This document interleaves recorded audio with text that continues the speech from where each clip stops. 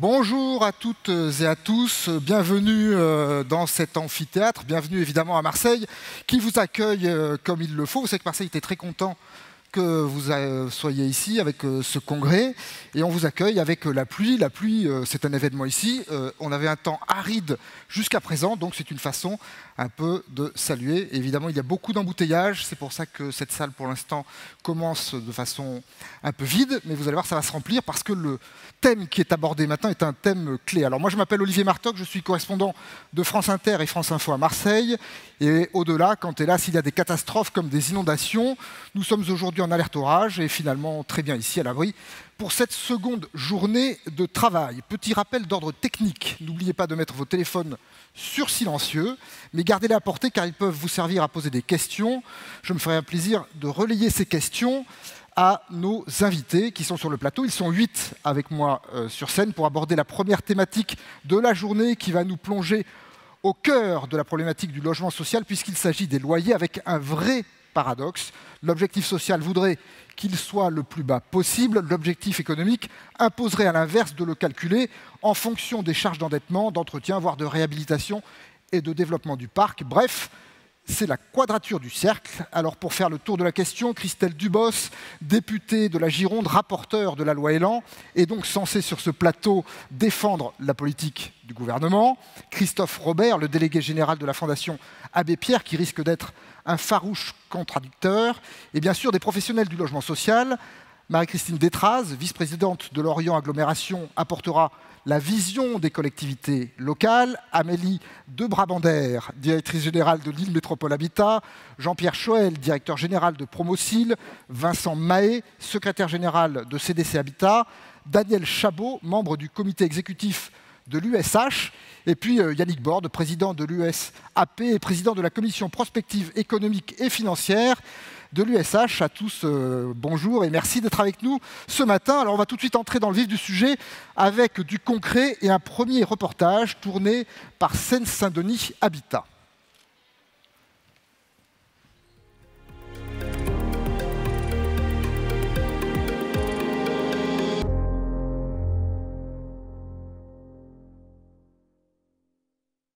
Nous sommes à Stains, une ville de 34 000 habitants, plus de 65% de logements sociaux, près de 2400 demandeurs de logements sociaux. On a essayé, après 10 ans de rénovation urbaine, de se demander si l'offre qu'on avait dans notre patrimoine répondait aux besoins du territoire. Donc on a extrait l'ensemble des demandeurs de logements sociaux de la ville de Stains et on a croisé ces demandes avec l'offre disponible dans le patrimoine de Seine-Saint-Denis Habitat, mais aussi dans le patrimoine social de tous les bailleurs qui étaient présents à l'échelle de la ville. Et on s'est rendu compte que 8% des demandeurs ne peuvent pas accéder au parc social, pour des raisons quantitatives, c'est-à-dire qu'il manque certaines typologies, ou pour des raisons qualitatives, c'est-à-dire qu'avec même des loyers très maîtrisés dans le parc social, certaines compositions familiales ne pouvaient pas accéder à la typologie demandée. Donc de ce constat, on en a tiré un projet, c'est la construction de 60 logements avec un pilotage par le coût global qui nous permettrait de diminuer de 15 à 25% la quittance des futurs locataires en comparaison d'un projet classique. Donc le travail en coût global, l'objectif pour nous c'était de mettre tous les acteurs de la chaîne du logement autour de la table pour re-questionner les pratiques et dans les acteurs du logement de mettre aussi les habitants pour les interroger sur leurs souhaits et leurs attentes sur la manière de produire aujourd'hui du locatif social. Comment collectivement on doit avoir comme point de vigilance la question du reste pour vivre et de l'impact de la hausse de quittance via les logements neufs ou via des travaux lourds de réhabilitation, comment ces travaux impactent sur le reste pour vivre et sur le budget des ménages.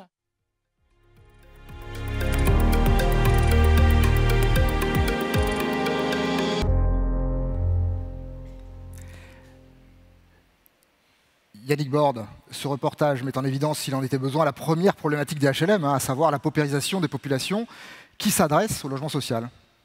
Bonjour à tous. Oui, alors avant de répondre plus particulièrement à cette question-là, un petit mot quand même sur la commission prospective qui a été installée par Jean-Louis Dumont et par le comité exécutif il y a quelques mois, qui a tout simplement pour mission, comme son nom l'indique, de repenser le modèle un petit peu et de voir comment les turbulences que le monde HLM et les acteurs, les bailleurs sociaux vivent depuis un certain nombre de mois doivent être intégrées. certainement un modèle à repenser dans beaucoup de domaines. Et bien évidemment, quand on essaye de retravailler le volet économique et le volet financier des bailleurs sociaux, le modèle économique, la question des loyers, elle est en premier lieu, puisque c'est quasiment, pas uniquement, mais pratiquement la seule et unique recette aujourd'hui des comptes d'exploitation. On va dire que c'est la variable d'ajustement, oui. C'est la grosse variable d'ajustement, parce qu'effectivement, c'est vraiment là que ça se joue. Alors le premier constat qui est fait, on a normalement 2 slides qui doivent être projetés sur ce constat-là. La première, c'est que l'évolution des loyers, globalement, suit l'évolution de l'économie. Il y a un certain nombre de parallélismes entre les deux. Par contre, évidemment, vous le voyez là, entre l'évolution de 84 à 2013, des loyers, des charges et de la charge nette une fois défalquée de l'APL. On aura bien évidemment un débat dans la matinée sur les conséquences des mesures sur l'APL. Mais à l'inverse, c'est complètement décorrélé aujourd'hui de l'évolution des revenus des locataires qui sont logés. Et si on peut passer à la deuxième slide pour poser un peu les quelques chiffres, c'est qu'aujourd'hui, il y a un accroissement de la paupérisation des ménages. On peut passer le deuxième slide, s'il vous plaît ?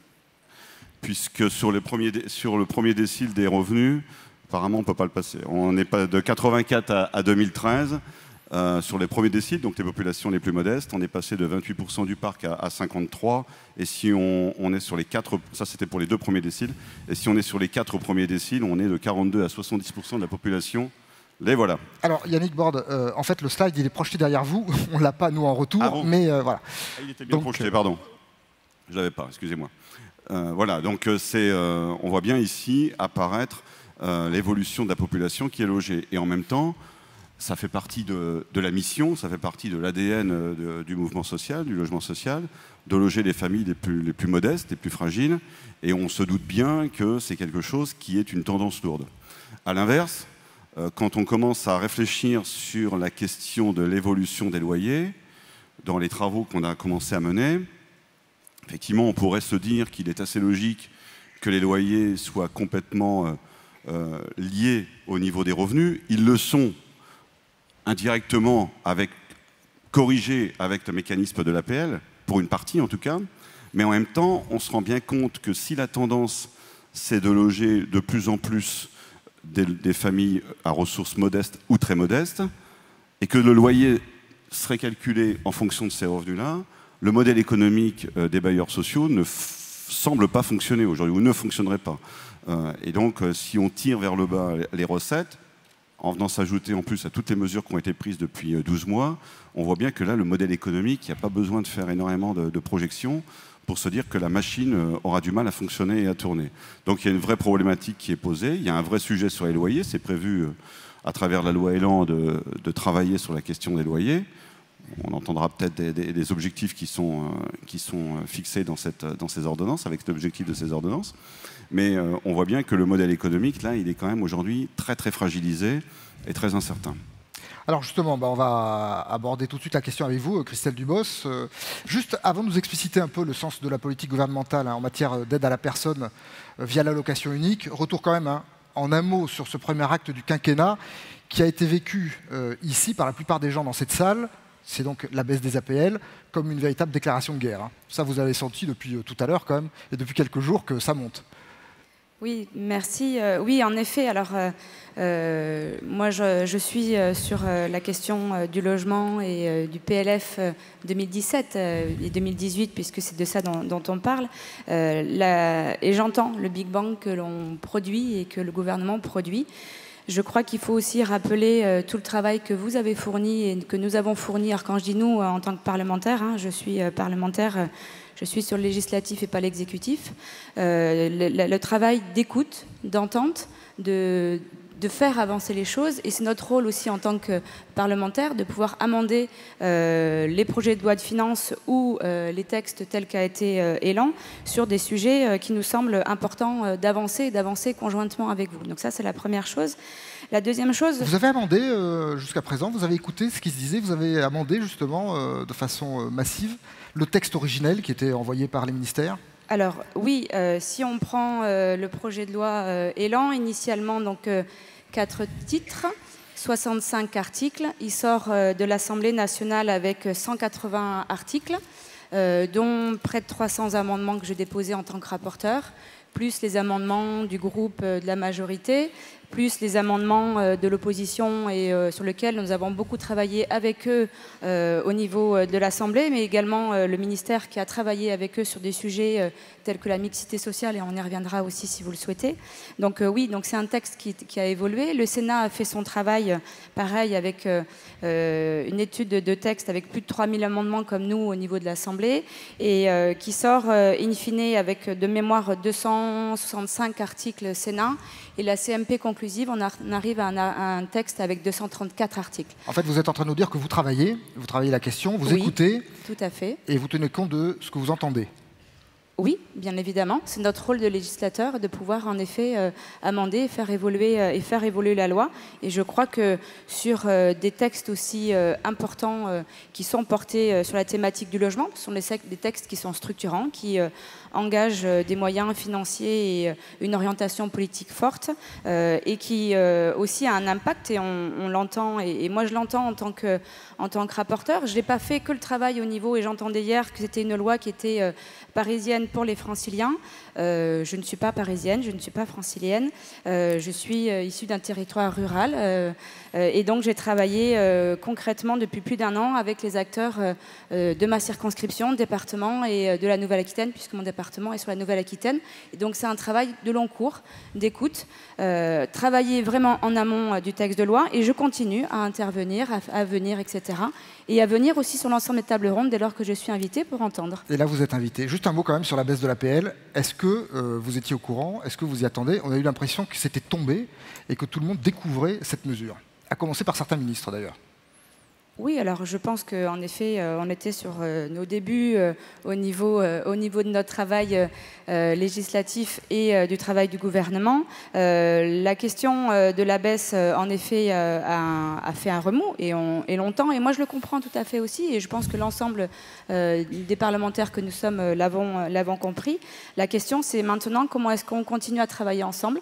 Il y a eu à un moment donné une difficulté dans le discours entre le gouvernement et vous en tant qu'acteur. Je crois que ce dialogue a vraiment bien repris, et continue à être fait, et continue parce que je crois que les ministres continuent à vous recevoir justement sur le travail du PLF 2019, sur l'avenir de ce que sera en 2020, etc. Donc je crois que c'est un travail que l'USH porte et que je salue également. Voilà, il y a aussi ce rôle-là. On est sur une façon de faire différente, sur des auditions, de la concertation. Rappelez également que le projet de loi Élan, c'est quand même plus d'1 an de concertation, conférence de consensus, etc. Donc je pense qu'on est quand même dans le dialogue et l'écoute, même si c'est pas l'image que vous donnez forcément, en tout cas que donnent forcément certains ministères.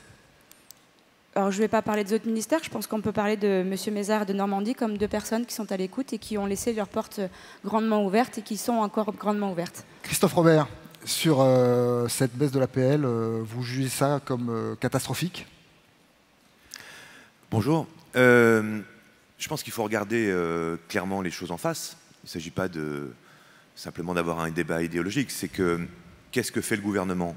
Il dit, et c'est pour ça que ça tombe d'en haut, il dit il faut faire une baisse de dépenses budgétaires. Donc, il s'attaque à un endroit où il peut faire de la baisse de dépenses budgétaires, indépendamment de la fiscalité. Donc, premier effet, les ménages, 5 € de baisse, puis gel en 2018, puis déconnexion avec une augmentation annoncée en 2019-2020 de 0,3% quand on aura peut-être un coût de la vie qui sera à 1,7, 1,9. Donc d'abord, on a un impact direct sur les ménages. On sait à quel point c'est difficile aujourd'hui, dans un certain nombre de territoires, de se loger, et à quel point l'APL est déterminante pour permettre un accès au logement ou un maintien dans le logement. Donc il y a un choix qui est fait, budgétaire, qui vient d'en haut, qui dit on va diminuer cette capacité d'intervention. Deuxième levier, il dit, bon, on va baisser la charge sur les APL et on va la faire compenser par les bailleurs sociaux. 800 millions en 2018, 800 millions en 2019, 1,5 milliard en 2020. En réalité, on est parti sur un affaiblissement comme jamais des 2 leviers majeurs de l'exercice de la solidarité dans le domaine du logement. Les APL d'un côté, le logement social de l'autre. Donc on va discuter dans cette table ronde de la manière dont on peut faire évoluer la question des loyers en fonction des ressources, en fonction des territoires. On peut toujours travailler, mais on part avec une équation qui est une baisse de dépenses budgétaires comme on n'en a jamais connu, alors qu'on est face à une situation de crise du logement sans précédent. Donc c'est extrêmement préoccupant, c'est-à-dire qu'on n'a pas dit écoutez, vous pouvez, vous, les acteurs, allez, les ménages, réorganiser vos dépenses quotidiennes, ou vous, les bailleurs sociaux, débrouillez-vous pour être plus efficaces et faites des économies de la mutualisation et remettez cet argent pour sortir du logement social moins cher, utilisez-la pour sortir les mal logés du mal logement. Non, c'est de la dépense budgétaire en moins. Ce n'est pas une réorganisation. Donc ça veut dire que la question du logement, d'un point de vue budgétaire, pour ce gouvernement, est un élément secondaire. Ce qui est un problème majeur, avec des impacts, je voudrais quand même en citer quelques-uns. C'est pour ça qu'on va venir à la question de la vente HLM. Mais moi, la RLS, globalement, on voit bien que DAIA a des compensations avec mutualisation, mais il ne faudrait pas que ça soit contradictoire avec la politique du logement d'abord. Or, ça l'est, sur le plan quinquennal, que nous, on soutient. Il ne faudrait pas que ça soit contradictoire avec la volonté de faire que davantage de ménages soient accueillis dans le parc social avec des ressources faibles. Mais si jamais c'est les APLisés qui sont aujourd'hui à l'origine de la baisse imposée aux bailleurs sociaux, est-ce qu'il y aura moins d'APLisés le jour où la mutualisation ne sera pas aussi compensatrice, etc. Donc il faut faire attention à ne pas jouer les apprentis sorciers et de s'assurer qu'on ait la capacité de faire évoluer un modèle qui a marché pendant 100 ans, encore 100 ans, comme réponse aux besoins sociaux en logement dans ce territoire. Christelle Dubos, bon, j'ai vu que vous aviez... Je savais que cette intervention serait applaudie. Christelle Dubos, évidemment, c'est plus difficile pour vous. Juste un détail quand même purement technique. Les lois de finances, elles sont encore en discussion. On peut encore amender ou c'est plus le temps, notamment pour 2019? Parce que Christophe Robert donnait des chiffres. Est-ce que c'est déjà coulé dans le marbre ou non?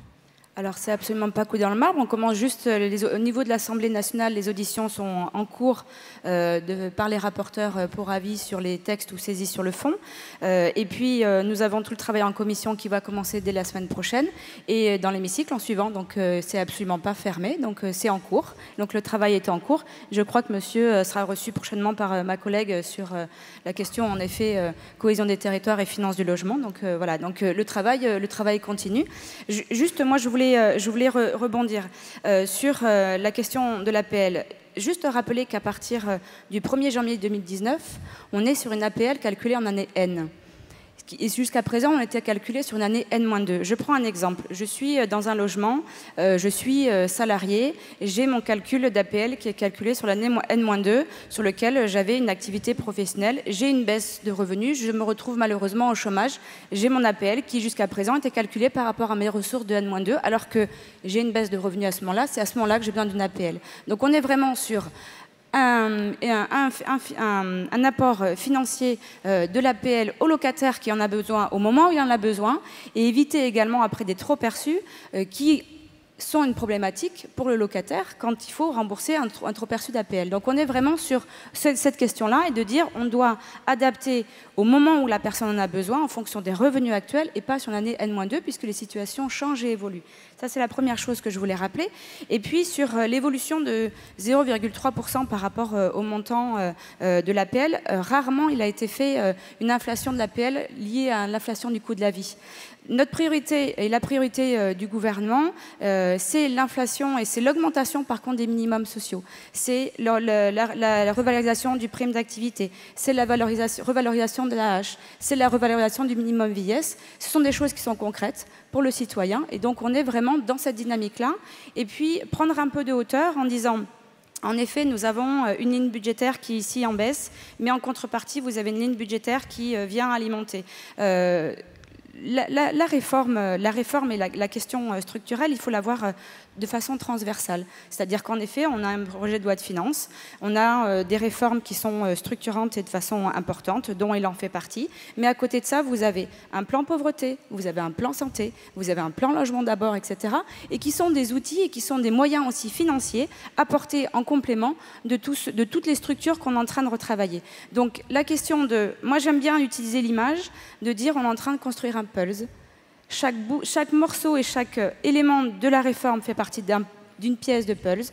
La réforme fait partie d'une pièce complémentaire et l'ensemble fait un joli Pulse qu'on est en train de restructurer. Donc on est là-dessus et je crois qu'il ne faut pas écarter l'ensemble et prendre de la hauteur est importante parce que vous avez tous ces plans-là qui viennent alimenter derrière des éléments complémentaires et qui viennent apporter des solutions aussi complémentaires. Alors en parlant de puzzle, Marie-Christine Détraz, on va dire que les élus, que ce soit les maires, les départements, les régions de France, via leurs associations, disent tous que ce gouvernement est déconnecté des réalités du terrain. Alors vous êtes élu du côté de Lorient, vous vous occupez des fonctions. Est-ce que c'est le cas, notamment pour les logements sociaux? Est-ce que cette vision est parisienne, de trop loin, et on ne rentre pas dans le détail de ce que vous vivez? Oui, alors d'abord, je souscris à tout ce qui a été dit sur le tsunami qui frappe aujourd'hui les logements, les organismes sociaux pour arriver à boucler leur budget. Donc c'est quand même du jamais vu, hein, parce qu'au-delà de tout ce qu'on a dit, c'est quand même un modèle économique du logement social qui est remis en cause en profondeur. Ça, je crois qu'il faut quand même le dire. Par ailleurs, sur la concertation et ce qui a amené à la fois au projet de loi de finances, à la loi de finances 2018 et à la loi Elan, je dois dire que les collectivités territoriales, les EPCI, ont été totalement oubliés. Ils sont aujourd'hui très en colère. Moi, je rappelle que l'année dernière, à cette époque, souvenez-vous dans quel état nous étions. C'est parce que des collectivités territoriales se sont mobilisées lors du congrès avec les organismes que finalement, au bout du compte, il y a eu une mobilisation, que le Sénat s'en est emparé pour faire les conférences de consensus, qui ont obtenu quelques avancées, et notamment pour la place des maires, et notamment en ce qui concerne les questions d'urbanisme. Mais en ce qui concerne la responsabilité des intercommunalités, moi, je ne vois toujours rien.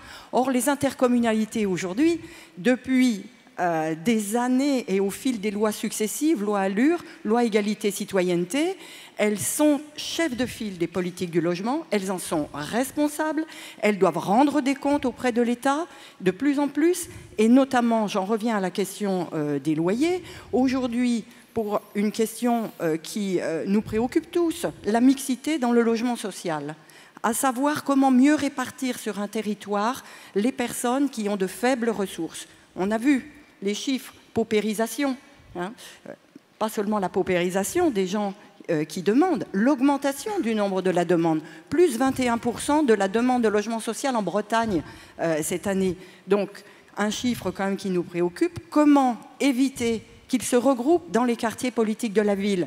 On demande aux EPCI d'écrire comment on va faire. Nous avons l'obligation de le faire. Donc forcément, ça interroge les loyers.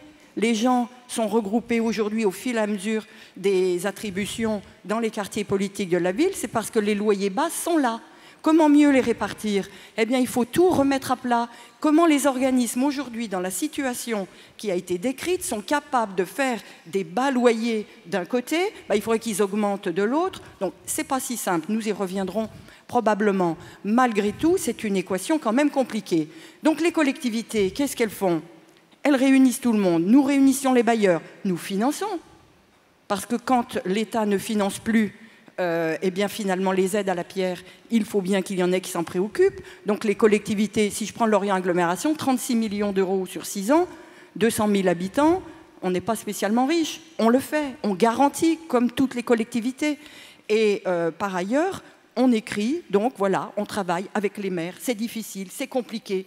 On y va quand même, on fait le boulot, on s'organise, on a de l'expertise, puisque quand on réalise nos politiques locales de l'habitat, très encadrées par l'État, eh bien on paye des études, on connaît notre territoire, on regarde les ressources des gens, on travaille avec les maires, c'est un travail compliqué, politiquement pas facile, mais on le fait. Et au bout du compte, qu'est-ce qui se passe? Eh bien nous ne sommes pas concernés, nous ne sommes pas concertés. Et je le dis aussi au titre du Club Décentralisation et Habitat Breton que je préside, qui regroupe donc les délégataires des aides à la pierre, mais également d'autres collectivités qui ont des PLH, qui s'intéressent à la politique de logement, qui regroupe l'association régionale des HLM, la région et la Caisse des dépôts. Nous avons fait des contributions positives, nous avons fait des propositions à toutes les étapes, loi de finances, loi Elan, rencontré 2 fois M. Denormandie. Il écoute longuement. Ah, mais ça, il écoute, M. Denormandie. Ah, il oui. écoute. Mais est-ce que derrière, ça se traduit? Non. Donc, c'est pas... Et vous ne savez pas, vous ne savez pas ce que sera M. Denormandie, peut-être demain, parce qu'on ne sait toujours pas le nouveau gouvernement, mais on lui prédit une ascension assez fulgurante, en tout cas dans le microcosme journalistique. Mais il est extrêmement agréable de conversation. Donc ça, on doit le dire. Et d'ailleurs, il m'a expliqué à quel point il allait amener beaucoup de changements parce que c'était un expert, il venait de Bercy, il connaissait ça parfaitement. Et quand je lui ai expliqué que c'était très parisien, eh bien, parce qu'on voit bien les zones tendues, par exemple, le choc de l'offre dans les zones tendues. Alors chez nous, c'est à Belle-Île, Watt, Dic, vous voyez, des toutes petites minuscules, une partie de Rennes Métropole et Saint-Malo. Donc les autres, il faut qu'ils attendent un petit peu. Donc c'est un petit peu compliqué parce que le logement, c'est aussi de l'aménagement du territoire. C'est tenir compte des préoccupations du rural, des moyens, des métropoles. Et tout le monde réuni, on est solidaire. On m'a répondu que c'était un peu braise. Mais l'ADCF et France Urbaine disent la même chose que nous. Alors justement, on va laisser quand même Christelle Dubos. Je suis désolé, vous êtes un peu seule contre toutes là, sur cette je le tribune. Vis très bien. Mais, donc voilà, je voyais, vous vouliez répondre quand même à Marie-Christine Détraz. Qu'est-ce que vous dites sur... Franchement, ça c'est la remontée du terrain, quoi. Bah, écoutez, justement, alors, dans juste la question des maires et des EPCI, vous avez pu constater et voir les débats au niveau entre l'Assemblée et ceux du Sénat qui ne sont pas de même couleur politique, ça c'est clair, mais qui ne sont pas non plus sur les mêmes préoccupations. Et sur le fait que, en tant que rapporteur, j'ai quand même déposé des amendements pour que les collectivités soient représentées et les associations de locataires soient représentées au niveau des SAC. Donc ça, c'est quand même aussi important à souligner parce qu'initialement, ce n'était pas prévu. Nous avons travaillé sur la question des EPCI, justement, qui devaient être chefs de file et porteurs de projets structurants pour le territoire. Et on a eu une fin de non-recevoir de la part des sénateurs. Donc toute la question de l'EPCI et du maire, je vous renvoie aux sénateurs, sur lequel il y a vraiment une position très délicate et très compliquée à gérer. Moi, j'ai beau rappeler de dire, à un moment donné, le maire, il est souvent président, voire vice-président de l'EPCI. Il faut prendre de la hauteur et il faut regarder sur des échelles qui sont importantes comment est-ce qu'on intègre et comment est-ce qu'on aménage, puisque là, on est vraiment sur de l'aménagement de territoire. Ça, c'est la première chose. La deuxième chose, c'est l'histoire du Big Bang financier, etc., moi je l'entends et je le comprends. Le constat, il est simple. Le constat, il est, la France est endettée de 2200 milliards d'euros. 1500 euros de remboursés d'intérêts par seconde que passe... Mais elle a aussi un modèle social. Sur l'ensemble. Quand je suis née, la France est déjà endettée. C'est aussi des constats. Le deuxième constat, 40 milliards d'investissements de l'État sur la construction du logement et malgré tout, et ce n'est pas un reproche, et malgré tout, 2 millions, et ce n'est pas un reproche, enfin, de l'ensemble des collectivités, 40 millions d'investissements, alors je vais parler de différents, 40 milliards d'investissements pour le logement social, et derrière, nous avons malgré tout 2 millions de personnes qui sont en attente de logements sociaux. Donc c'est un deuxième constat. La question c'est comment est-ce que... Et le troisième constat, c'est de se dire que vous avez des organismes qui vont bien, et c'est tant mieux, et d'autres qui vont moins bien. Comment est-ce que la solidarité financière, ça permet d'être faite entre l'ensemble des organismes. Et c'est ça qui va être fait dans le cadre des SAC également. C'est apporter une solidarité financière et permettre à chacun de passer aussi ce cap-là. De 2018-2019, vous avez les prêts de haut de bilan qui ont été utilisés à quasiment 100%, etc. Donc, on a quand même des outils. Donc, je ne vais pas les détailler parce que vous les connaissez. Mais voilà, donc il y a ce constat-là. Et comment est-ce qu'on fait? Et puis, juste aussi la question de prendre la hauteur, c'est aussi de dire comment redistribuer de la richesse qu'on n'a pas actuellement. Donc on est sur recréer de la richesse, c'est-à-dire toute la question de l'emploi, accès à l'emploi, formation, demande d'emploi, etc. Toute cette question-là, notamment dans le cadre du plan pauvreté, qui devrait, et on espère, qui va être mise en œuvre, et j'y travaillerai, et je pense pouvoir y travailler concrètement dans le cadre du plan pauvreté, sur la question de l'accompagnement à l'emploi, de façon à recréer de la richesse et permettre aux locataires d'avoir aussi un cercle vertueux qui est le logement, l'emploi, etc. Donc c'est toute une façon de voir qui est aussi différente de peut-être votre focus à vous, qui est la question uniquement du logement. Et on reviendra sur la mixité sociale parce que je veux absolument en parler. Voilà. Alors, attendez, juste un détail. Christophe Robert, ne vous inquiétez pas, je pense que vous avez sur scène quelqu'un qui va dire en gros ce que vous exprimez tous. Et juste derrière vous, Christophe, essayez d'être court, parce que j'aimerais quand même qu'on entende les acteurs de terrain. Alors, non, mais c'est pas pour faire de la polémique, c'est disons les choses. En 2020, les économies qui sont faites sur les ménages et les bailleurs, c'est 4 milliards d'euros sur les APL. Donc, si on veut... alors qu'on a déjà fait pendant 20 ans des économies sur les APL, c'est-à-dire qu'on a baissé le périmètre de ceux qui peuvent en bénéficier. On a des loyers plafonds considérés pour déterminer le montant qu'on donne aux APL qui n'ont pas suivi l'évolution des loyers, des forfaits de charges qui n'ont pas suivi l'évolution des loyers. On avait déjà grignoté tout ce qu'on pouvait sur la question de l'APL. Donc quand on décide tout d'un coup de baisser l'APL pour les ménages, on réduit la capacité et le pouvoir d'achat des ménages. Donc c'est un choix qui est fait. Si on doit prendre de la hauteur, puisque vous nous y invitez, Madame la députée, prenons de la hauteur sur les choix fiscaux. Prenons de la hauteur sur l'idée de dire on supprime la taxe d'habitation aux 20% des ménages les plus riches, qui coûte plus de 10 milliards d'euros. Je sais que c'est pour des raisons constitutionnelles, mais on peut tout à fait travailler à une autre fiscalité sur la transmission du patrimoine, une fiscalité locale pour réparer les dégâts de la ségrégation territoriale, pour donner la capacité aux acteurs du logement social de produire du logement social là où c'est le plus cher. On le sait tous depuis très longtemps. Je suis désolé, c'est pas la même chose de dire aux acteurs, écoutez, soyez plus efficaces, mutualisez et enfin produisez une offre de logement qui soit au niveau des plafonds APL, donc bien solvabilisatrice pour les ménages. Organisez-vous pour vous réformer et donc utilisez mieux l'argent. Le gouvernement le dit aussi, c'est un second volet. Mais c'est pas pareil de dire utilisez mieux l'argent, organisez-vous, je vous donne rendez-vous dans un an et on fait le travail de la réforme qui s'impose entre les aides à la pierre, les aides à la personne, en fonction de la réalité des territoires aussi, parce que ça change considérablement que de dire passez-vous de 4 milliards d'euros et organisez-vous. Enfin, c'est la question de comment on situe la place du logement dans ce que vivent quotidiennement les ménages. Et pourquoi c'est déterminant ? Parce que ça fait 10 ans qu'on nous dit les APL c'est inflationniste, etc. Toute cette petite musique, elle a fini par être entendue par un gouvernement qui tout d'un coup on dit ok, on fait une partie table rase, mais c'est une erreur. Parce que le logement, c'est la question de l'emploi. Parce que le logement, c'est la question de la santé. Parce que le logement, c'est la question de la scolarisation des enfants. Donc c'est des politiques à la petite semaine qui amputent durablement des problématiques majeures. Donc moi je propose au gouvernement, si on peut discuter encore avant 2020, de renoncer à la RLS à 1,5 milliard, de renoncer à la RLS à 1,5 milliard. Et on le fera dans les débats. Et c'est vrai qu'il y a une écoute. Et c'est vrai qu'on voit le gouvernement, qu'on voit le président de la République. Donc s'il est encore temps, organisons-nous. Disons, il est encore changeons de stratégie. Ne disons pas, je vais vous apprendre comment vous allez vous passer de ce dont vous avez besoin. Et en plus, je vais vous dire, faites mieux avec moins. Ça ne sera pas possible. On le sait très bien économiquement. Ce qui n'empêche pas de réfléchir à une réforme en profondeur du modèle, parce que les choses ont évolué dans la société française, les territoires ne sont pas les mêmes, et là, il y a des chantiers majeurs à opérer. Christophe Robert, je voudrais maintenant qu'on aborde l'aspect terrain, hein, avec les acteurs qui sont sur cette tribune. Alors, vous voulez commencer ?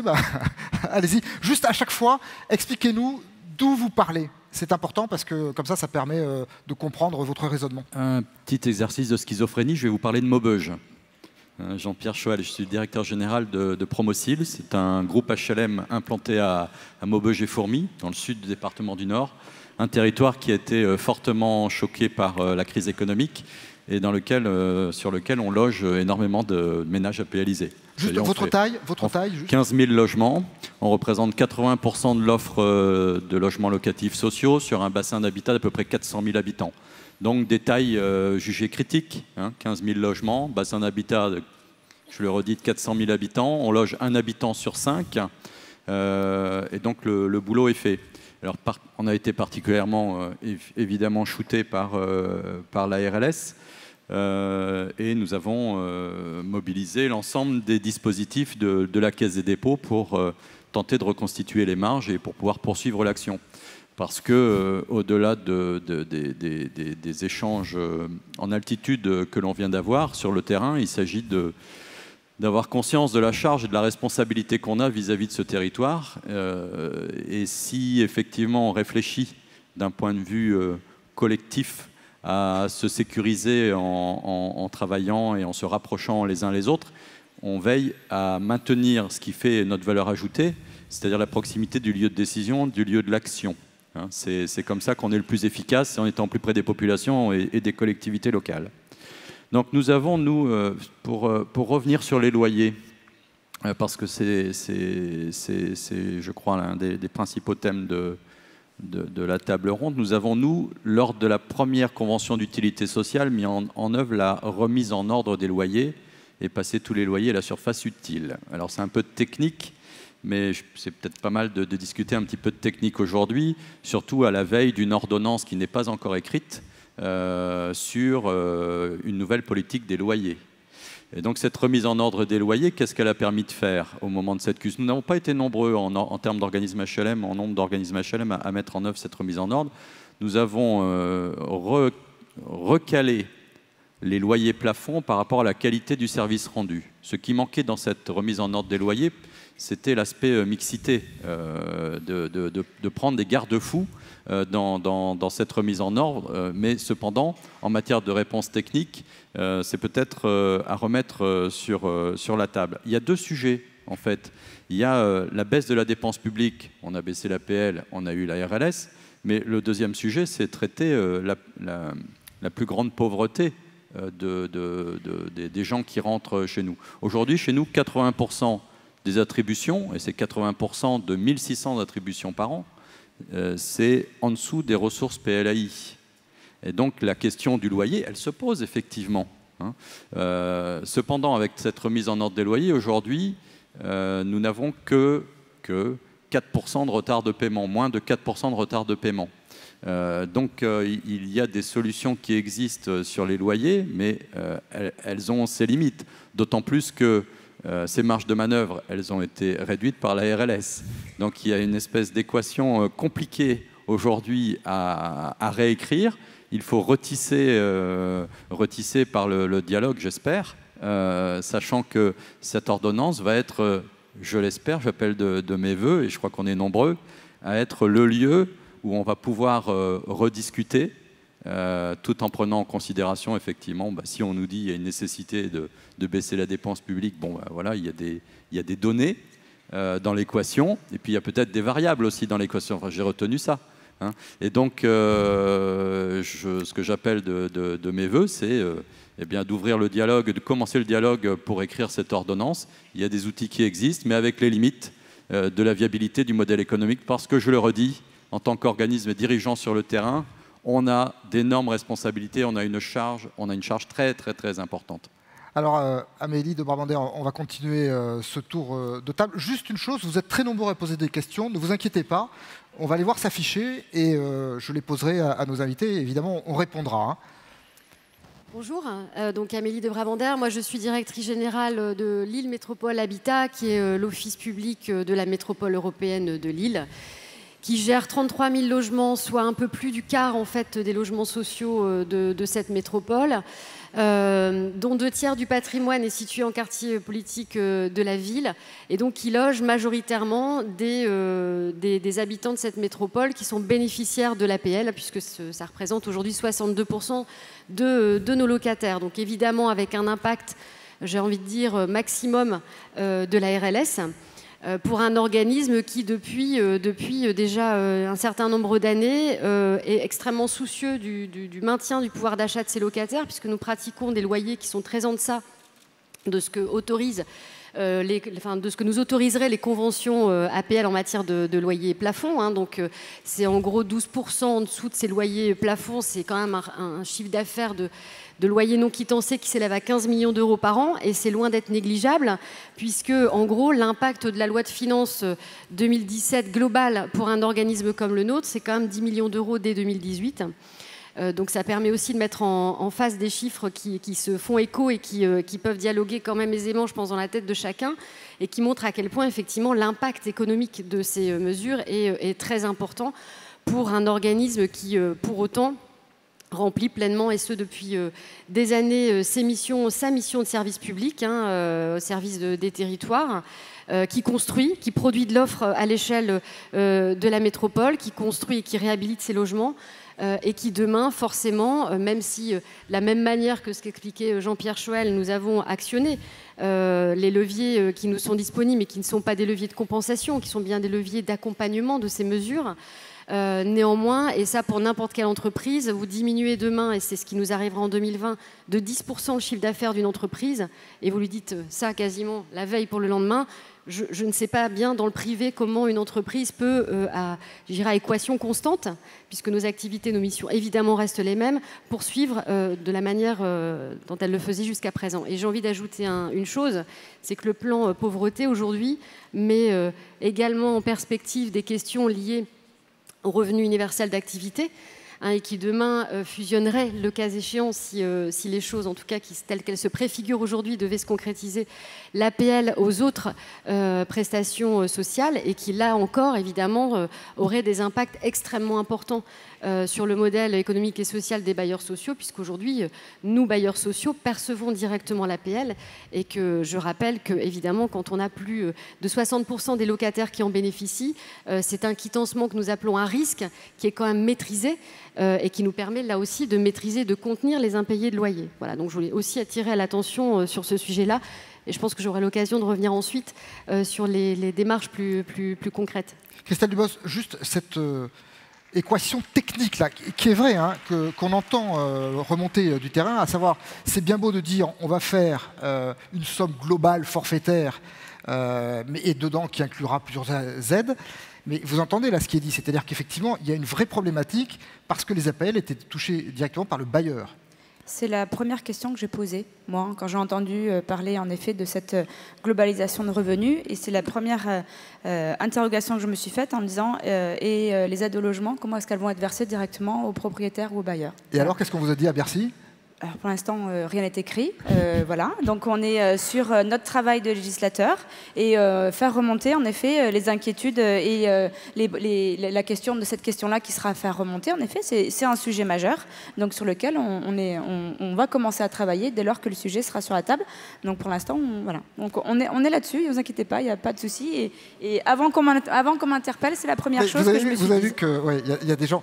C'est vrai qu'il y a un travail législatif et c'est vrai que la loi pour l'instant n'est pas votée. Ça, voilà. Quelque chose je voudrais rappeler, excusez-moi, je voudrais juste rappeler une règle.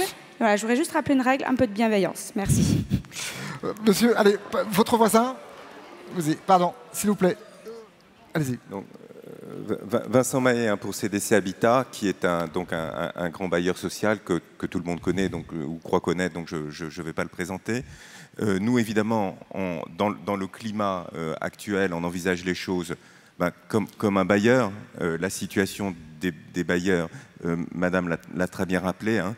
Si on regarde l'entreprise logement social dans sa globalité, elle vient de perdre 10% de son chiffre d'affaires. Enfin, elle le perdra entre aujourd'hui et l'année prochaine, ce qui est évidemment énorme, puisque c'était la totalité de l'autofinancement.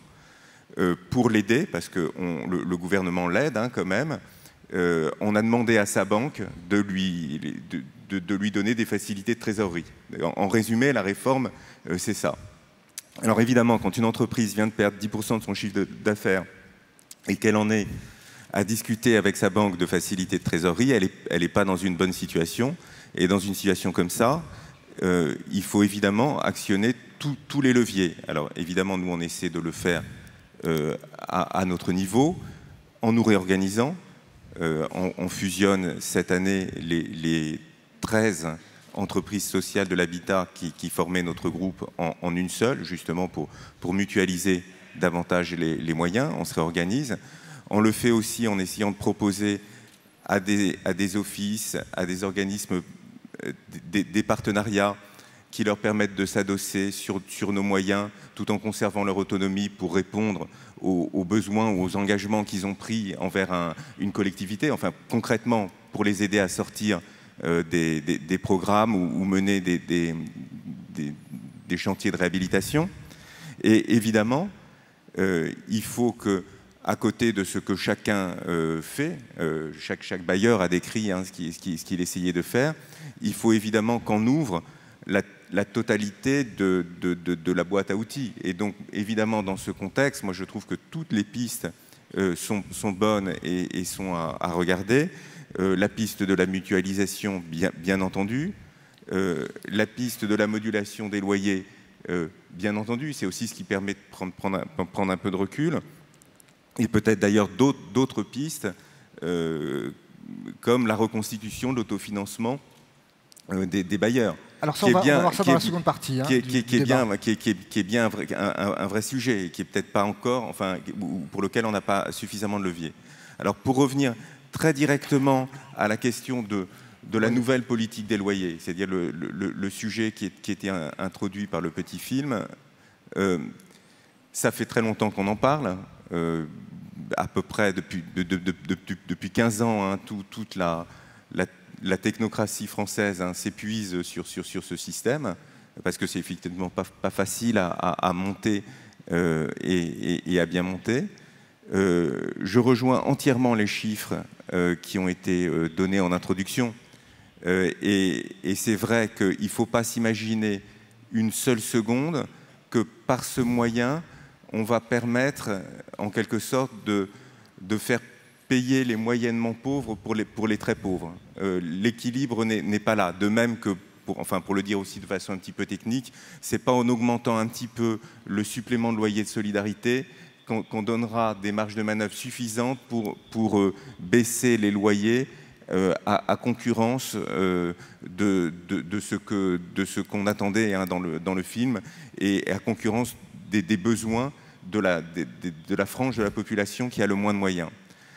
Donc dans ces conditions, moi je pense quand même qu'il faut travailler sur cette ordonnance, que c'est une bonne idée, que c'est de toute façon quelque chose qu'on doit aux locataires, parce que comme n'importe quel système, ça vaut la peine de se poser la question de partir des besoins du locataire et de mettre le locataire au centre de nos préoccupations. Donc c'est bien ça, construire un loyer qui soit fonction de ses revenus. Vis-à-vis de l'ordonnance, il faut simplement veiller à ce que ça ne soit pas trop compliqué, à ce que ça ne fasse pas prendre un risque d'exploitation trop grand aux bailleurs, et probablement à ce que ça ne rentre pas non plus en résonance ou avec des effets de seuil ou des effets pervers avec la réforme des APL. Quand on dit tout ça, ça veut peut-être dire d'ailleurs qu'il faut concentrer dans un premier temps l'expérimentation de cette mesure, puisque ce sera une expérimentation sur la partie de la population qui n'est pas couverte par les APL, c'est-à-dire entre 30 et 40% des locataires du logement social. Merci Vincent Mahé. On reviendra sur toutes les possibilités dans un second temps qui vous sont offertes et toutes les pistes sur lesquelles vous travaillez, évidemment. Daniel Chabot, on termine avec vous, ce tour d'horizon des acteurs de terrain. Oui, alors moi je suis vice-président de la Fédération des coopératives. J'ai pendant 40 ans dirigé des groupes de logement social.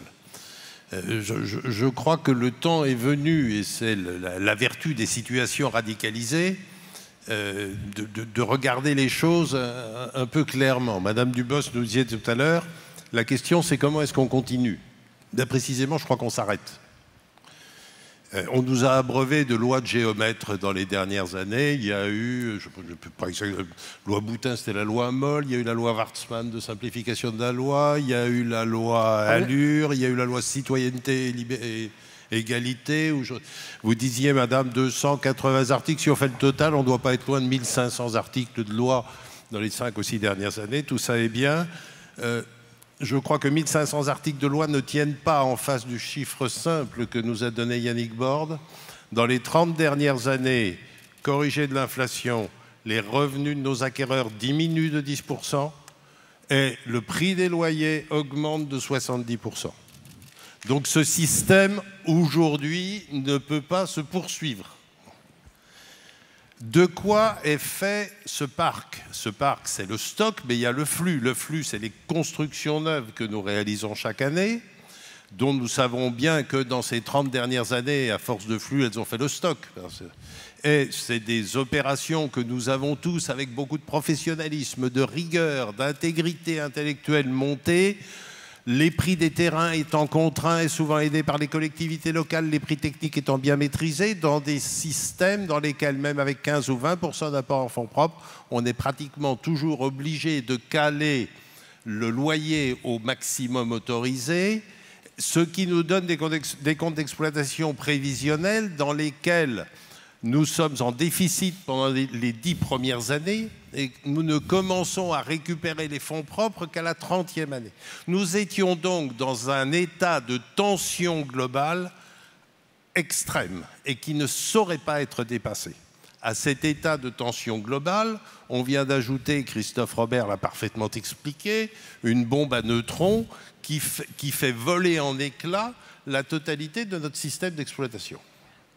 Donc effectivement, on se demande ce que nous pouvons faire. L'État nous apporte une réponse qui est tout à fait épatante. Il nous dit, bon, vous ne savez plus financer les programmes nouveaux, vous ne savez plus équilibrer votre exploitation, nous avons une solution épatante, vous allez vendre votre parc. On explique que la vente HLM, qu'on le pratique depuis longtemps, qu'on le pratique dans de bonnes conditions, mais que... Et on nous dit, mais on va vous créer des sociétés qui vont acheter le parc dont vous voulez vous défaire pour dégager les revenus qui vous permettront de compenser les pertes qui sont issues de la loi de finances. On est quand même dans un système qui est particulièrement aberrant. Et j'ajouterai que le but de l'organisation du logement social n'est pas nécessairement de fournir les investisseurs institutionnels en logement qu'ils pourront mettre dans des foncières. Je veux dire, on n'a pas été créé pour ça. Quand on se trouve face... oui. Quand on se trouve face à cette question, on est amené à se demander finalement, on travaille pour qui? Cette institution du logement social, qui sont ses interlocuteurs? Parce que ce n'est pas la première fois qu'on nous fait le coup des fonds de pension. Je veux dire, les vieilles bêtes de logement social comme moi se souviennent de la fin du siècle dernier. Il y avait déjà eu des tentatives de privatisation, d'extériorisation de la plus-value. On nous a déjà fait le coup, on a toujours su lutter. On nous dit souvent, l'USH ou le système du logement social est un outil de la politique de logement du gouvernement. Je ne crois pas que ce soit le cas. On nous dit également que notre interlocuteur, c'est l'État. Si l'État, c'est le gouvernement et les institutions qui assurent la vie démocratique du pays, c'est des gens qui sont soumis à un rythme qui est le rythme électoral, qui est un rythme haché, qui est un rythme dont le temps n'est pas le nôtre. Et je me souviens qu'à la dernière tentative du type de privatisation que je disais tout à l'heure, le ministre en exercice à l'époque avait calmé tout le monde en disant « le logement social, c'est un bien de la nation ». Eh bien, je crois qu'aujourd'hui, en face de la situation de blocage dans laquelle nous sommes, ça n'est plus un dialogue avec le gouvernement dont nous voyons, pardonnez-moi madame, qu'il a atteint ses limites, ça n'est plus non plus un dialogue avec l'État, mais je crois qu'il faut que nous réentamions un vrai dialogue avec la nation pour savoir comment collectivement, nous pouvons faire le meilleur usage de ce bien dont on nous a confié à nous, institution du logement social que vous représentez tous ici, dont on nous a confié la garde. Je veux dire, on ne nous a pas demandé d'assurer une rentabilité financière optimum en vendant dans de bonnes conditions. On nous a demandé d'être les gardiens de 4,5 millions de logements qui sont la garantie de la cohésion sociale de nos territoires. C'est une mission qui va bien au-delà de la participation à la politique financière de tel ou tel gouvernement. Oui, mais la nation elle a quand même des représentants, elle a quand même, c'est une démocratie aussi. Vous ne pouvez pas dire, moi je confisque. J'entends bien, mais les représentants de la nation sont dans un temps haché avec d'autres. Tout ceci nécessite d'être mesuré. Alors on a un certain nombre de réponses à apporter à ça, mais peut-être que c'est dans un deuxième temps que nous verrons ça. On va voir, tout à fait. Voilà. Mais je crois qu'il faut qu'on soit bien pénétré de cette idée que le temps des géomètres est terminé et qu'il faut qu'on rentre dans le temps de la réflexion politique au sens le plus large. Merci. Daniel Chabot. Vous savez, il y a toujours cette notion aussi un peu partout, être un État dans l'État, c'est toujours compliqué. Hein. Et puis, vous risquez d'être une cible rapidement. C'est pour ça que il faut toujours faire attention là où on se situe. Juste, il y a des questions SMS qui sont intéressantes. Donc, j'aimerais qu'on y réponde rapidement. L'État ne finance plus les aides à la pierre. Comment compte-t-il soutenir la production d'un parc à bas loyer? Qui peut répondre? Christelle Debos, dans le fond, il n'y a que vous, parce que là, c'est vous qui attaquez le modèle. Donc, entre guillemets, pour vous. Juste, en effet, alors la question de dire on n'a jamais remis en cause votre façon de fonctionner, votre travail que vous faites très bien, et là-dessus, Je crois que vous ne pouvez pas dire qu'on remet en cause ceci, parce que ça n'est pas vrai. Donc on sait que vous faites un travail remarquable. On a besoin de logements sociaux, certes, mais ne dites pas que l'État veut tout gérer, c'est pas le cas. La question, en effet, sur le financement, la production du parc, alors on l'a dit, on a 3 piliers sur le financement du logement social, et pour en revenir sur un qui me semble nécessaire et qu'on a peu développé, c'est la question, en effet, de la vente des logements. Actuellement, 8 000 logements vendus par an de logements sur les 100 000 qui seraient potentiellement, qui sont fléchés et qui n'ont pas trouvé acquéreur. Cette question-là, elle est primordiale. Et vous avez des locataires qui veulent accéder à la propriété. Comment est-ce qu'on favorise le parcours résidentiel? Comment est-ce qu'on permet à ces personnes-là, malgré leurs revenus modestes, de pouvoir accéder à un logement et d'être propriétaires de leur logement? Donc ça, c'est la première question. La deuxième question, c'est en effet sur et les objectifs de vente. Juste rappeler, c'est arriver à terme à un objectif de 40 000 logements vendus par an, 1% du parc national. 1% du parc national.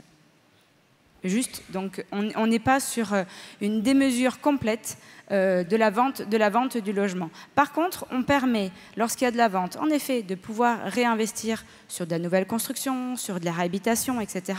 Et d'avoir aussi une réelle mixité sociale. Alors la question de la mixité sociale, elle doit se situer à quel niveau? À l'immeuble, au quartier, à la ville, à la communauté de communes, à un département.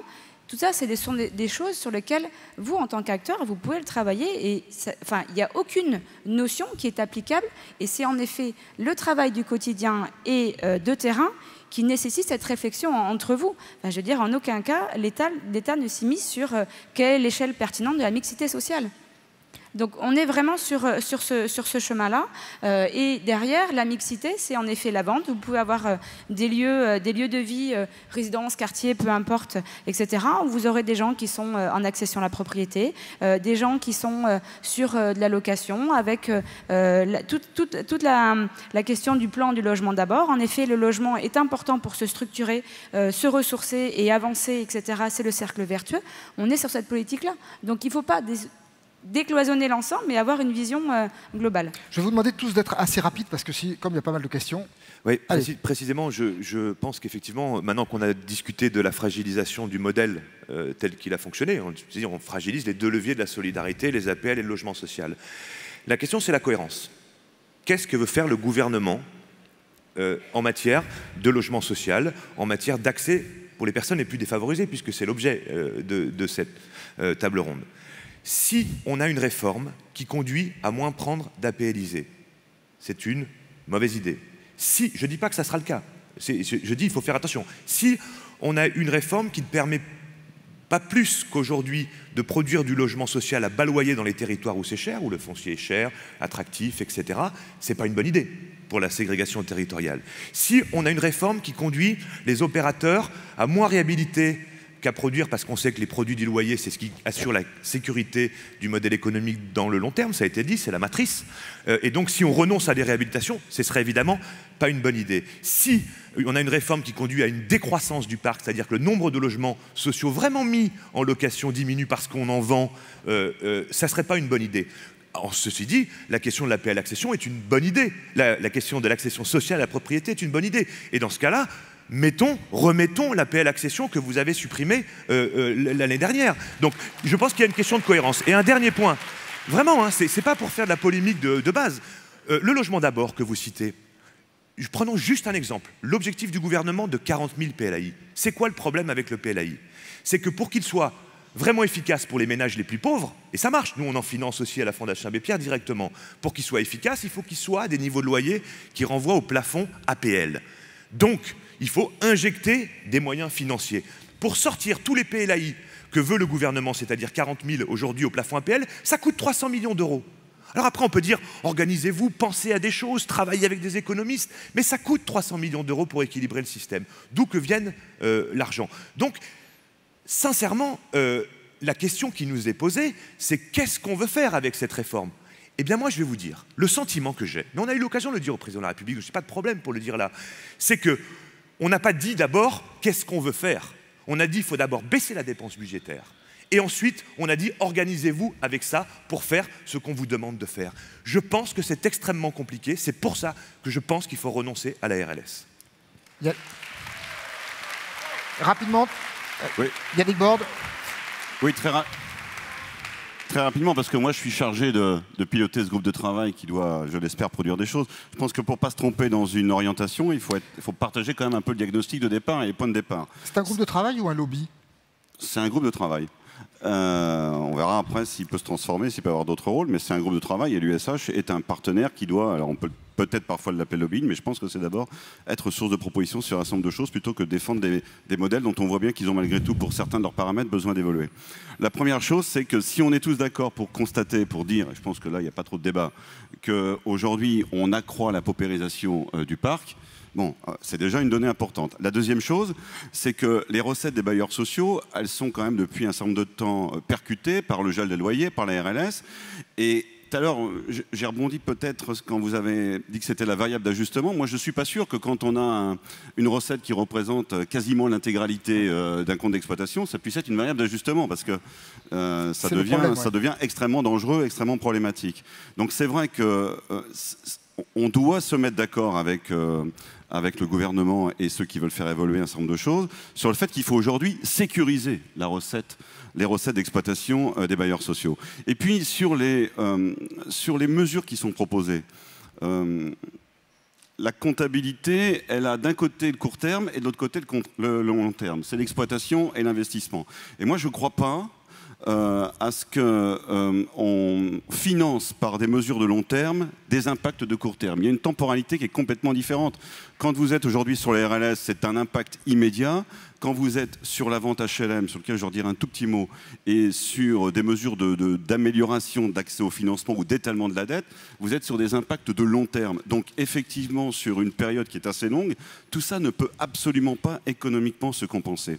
Sur la vente HLM, je crois qu'il faut qu'on arrête un peu de rêver. Fantasmer, rêver. Sur des recettes énormes potentielles. Ce chiffre de 1% du parc, qui peut paraître comme ça quand on dit 1%, on se dit tiens, après tout, pourquoi pas. D'abord, c'est pas 1%, parce qu'il y a une grande partie du parc, pour différentes raisons, qui n'est pas cessible. Donc sur la partie, il y a l'ancienneté, il y a les communes carencées, il y a tout un tas de sujets. Donc déjà, si on le ramène au volume du parc potentiellement cessible, c'est plus 1%, c'est sans doute au moins le double. La deuxième chose, c'est on n'est pas nécessairement convaincu qu'il y ait une aspiration aussi forte que ça des locataires à accéder à la propriété dans le logement social qu'ils occupent. Pas dans ces proportions-là, ça me paraît excessif. Troisièmement, je rappelle, ça ne date pas du gouvernement actuel, ça date d'un précédent, qu'on avait supprimé l'accès au prêt à taux zéro sur le financement de l'accession dans le parc social. Voilà, donc tout à l'heure, Christophe Robert a parlé des mesures sur l'APL accession. Toutes ces mesures-là, elles ne favorisent pas le parcours résidentiel, qui est quand même une composante et une nécessité si on veut tenir ce discours sur la vente HLM. Et puis, troisième élément sur la vente HLM, les risques sont quand même aussi complexes d'emmener dans l'accession à la propriété, notamment, je pense au logement collectif. Il y a des impacts comme de copropriété, il y a des impacts de maîtrise des charges sur lesquels il faut être extrêmement prudent pour ne pas se retrouver avec une fausse bonne idée aujourd'hui et une petite bombe à retardement demain. Allez, Yannick Borde, Daniel Chabot, rapidement, tous, mais très très vite maintenant. Très rapidement, sur l'accession à la propriété, je suis président de la commission d'accession à la propriété de l'Union sociale pour l'habitat. Nous nous penchons notamment sur la question de la vente HLM. Nous sommes très actifs en accession. Toute famille confondue, c'est 20 000 logements en accession à la propriété par an. C'est bien, c'est un travail considérable, c'est un travail qui mérite d'être poursuivi, mais ce n'est pas à l'échelle du parc de 4,5 millions de logements. Sur la vente HLM, il faut savoir que chaque année, nous vendons 7% de ce que nous mettons en vente. Ce qui signifie que si on veut... C'est vrai dans les 15 dernières années. Ce qui signifie que si on veut vendre 40 000 logements par an, il faudrait que nous mettions en vente... quasiment tout le parc. 15% du parc. Il faudrait qu'on mette en vente 600 000 logements si on veut en vendre 40 000. Donc on voit que là encore, on n'est pas à l'échelle. Yannick Borde hésitait à parler de fantasme, mais je crois qu'il n'avait pas tort. C'est pas là non plus qu'on trouvera la solution. Tous ceux qui sont ici, enfin la plupart d'entre vous sont probablement membres de commissions d'attribution. Ils savent que l'an dernier, Et comme l'année précédente, nous avons attribué plus de 50% des logements que nous attribuons chaque année, ce qui doit être à peu près à 400 000 logements, à des ménages qui sont en dessous du seuil de pauvreté.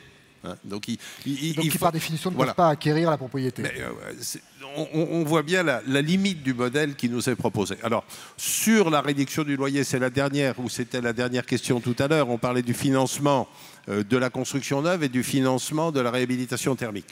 Sur la construction neuve, j'ai dit tout à l'heure à quel point on était au taquet sur l'équation économique de la production. Cette équation économique, on nous la rend encore plus difficile avec la loi de finances, avec une TVA qui passe de 5 à 10, d'une part, et avec, comme vous le disiez, des recettes qui diminuent de 10%. Donc là, c'est terminé. Et donc, toute l'idée pour bien servir, je reviens à mon idée fixe, pour bien servir la nation, c'est peut-être de considérer que nous avons dans notre parc entre 10 et 15%, le chiffre est variable, de ce qu'on appelle caricaturalement des passoires thermiques. Et à ce moment-là, comme on ne peut plus produire, ça va très vite se passer, comme on ne peut plus produire de logements neufs, probablement devons-nous nous pencher davantage afin de diminuer la charge globale et la quittance globale du locataire sur les charges, particulièrement sur les charges d'énergie, en nous consacrant très prioritairement à la rénovation thermique de ces 13% de logements. Et ça, c'est un vrai travail sur lequel, d'ailleurs, la Fédération des coopératives va faire prochainement des propositions. Je voudrais qu'on aille très très vite. Là, je vais vous lire 2 ou 3 questions. Vincent Mahé, vous allez peut-être d'ailleurs pouvoir répondre. Peut-on envisager un surloyer pour les personnes gardant de grands logements alors que les enfants sont partis? Ou vous, Madame Détraz, les collectivités locales financent, garantissent, accueillent. Comment maintenir leur mobilisation? Allez, on répond très très vite à ces questions qui sont devant vous. Vincent Mahé. Alors, évidemment, hein, on réfléchit tous aux moyens de créer des parcours résidentiels et d'adapter, enfin d'inciter les gens qui occupent des logements qui sont plus adaptés à leurs besoins à trouver d'autres logements. Il faut d'ailleurs leur en proposer, d'ailleurs, pour ça d'abord. Et ensuite, oui, enfin, ça peut être une des pistes. Simplement, on voit bien que c'est pas du tout ça qui sera à l'échelle de la solvabilisation des revenus les plus faibles. Je voudrais quand même revenir un tout petit peu sur les ventes, parce que je trouve que la question a été vite refermée et qu'on confond un peu les conséquences et les effets. Moi, je me demande pas si les ventes sont bien ou mal. Non, elles sont possibles ou pas. Si si elles sont possibles ou pas, on en reparlera. Mais je me demande, enfin, comment on peut faire autrement aujourd'hui. Là, je vous rejoins entièrement. Enfin, quand on regarde ce qu'est le plan de financement d'une opération nouvelle, on est effectivement, vous l'avez dit, en déficit d'exploitation pendant 10 ou 15 ans. Et d'ailleurs, même pas en mettant 15% de fonds propres, mais même en mettant 25% de fonds propres maintenant. Et on est en déficit de trésorerie à 30 ans, etc. Donc il y a bien un moment où tout simplement on s'aperçoit qu'on ne boucle pas si on n'arrive pas à revendre une partie du patrimoine. 1% du patrimoine par an, on sait tous ce que ça veut dire. Ça veut dire que concrètement, on ne fait jamais tourner l'intégralité de son patrimoine. Ça veut bien dire que les ventes restent absolument minoritaires dans un patrimoine. Et par ailleurs, on sait que la totalité du produit est réaffectée à la production de logements nouveaux. Donc c'est pas une sortie du système. Donc la question, c'est pas de savoir si les ventes sont bien ou mal, c'est de voir qu'elles sont nécessaires et de voir comment on les organise pour qu'elles facilitent les productions nouvelles, et de voir surtout comment on les rend possibles. Parce que tout ce que vous avez dit en revanche sur le fait que ça met très longtemps de faire une vente, c'est un parcours du combattant, est vrai. Et malheureusement, Madame la rapporteure, ça le reste aussi dans la situation de la loi Elan qui... peut-être parce que le sujet est compliqué, peut-être aussi parce qu'il y a eu des discussions avec le Sénat qui ne vous a pas suivi surtout là-dedans, ça va rester très compliqué. Et je suis aussi entièrement d'accord avec vous. Si la seule solution, c'est de vendre les logements, non pas vraiment, si j'ose dire, à des vrais acheteurs, mais à une société de vente qui est financée par la participation à l'effort de construire, par le 1% logement, enfin, qui devrait en fait autant donner directement l'argent aux bailleurs. Il y a un côté Shadok dans tout ça.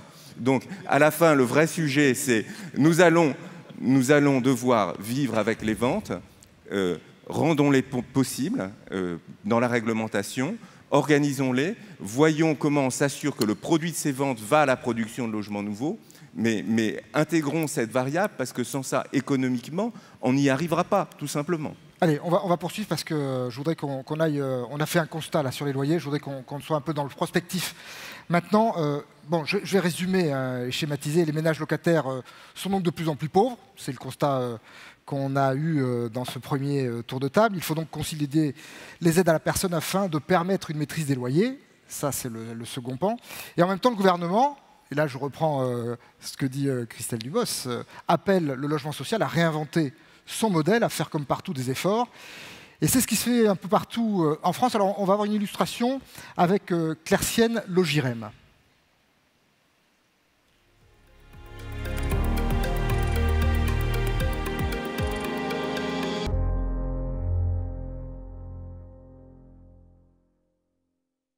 Alors la démarche qu'on a développée repose sur 2 grands axes d'innovation. En premier lieu, un outil de simulation d'impact de différents leviers sur le reste pour vivre des futurs habitants. Et un deuxième grand axe d'innovation qui repose sur une démarche participative qui rassemble l'ensemble des acteurs du projet. Ça s'est concrétisé par l'identification de 170 leviers d'économie.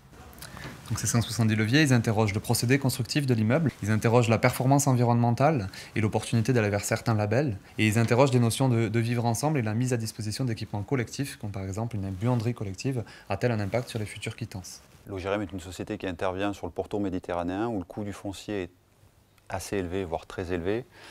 Donc nous avons travaillé d'abord à une solution sur le coût de construction en tant que tel et sur une réflexion autour des surfaces louées, en faisant une sorte de chasse au gaspillage, si j'ose dire, sur les surfaces inutiles et celles qui, en tout cas, ne procuraient pas en tant que telles une aisance à nos locataires et qui augmentaient la quittance globale. C'est comme ça que nous sommes passés en une dizaine d'années d'environ 65 mètres carrés moyens loués à 56 mètres carrés aujourd'hui. Et on se trouve actuellement dans une situation un peu compliquée où on doit à la fois construire des places de stationnement avec une vacance importante, et des locaux vélos avec également une vacance importante. Et donc cet objectif de maîtrise du coût de construction, il s'est traduit par un choix ambitieux qui a été de ne pas construire plus d'une place par logement. Donc ça a été l'objet d'un débat, d'une prise de position partagée entre l'aménageur et la collectivité qui a adhéré à cette idée. Une place de stationnement dans le bâtiment souterrain, c'est de l'ordre de 15 à 25 000 euros par place, avec un loyer plafond de l'ordre de 50 euros. Mais 50 euros pour nos locataires les plus fragiles en ressources, c'est beaucoup. Nous avons initié avec 3 autres bailleurs de la région du quart sud-est de la France. C'est un groupement de commandes permettant de construire 600 logements sur une période de 4 ans à coût maîtrisé.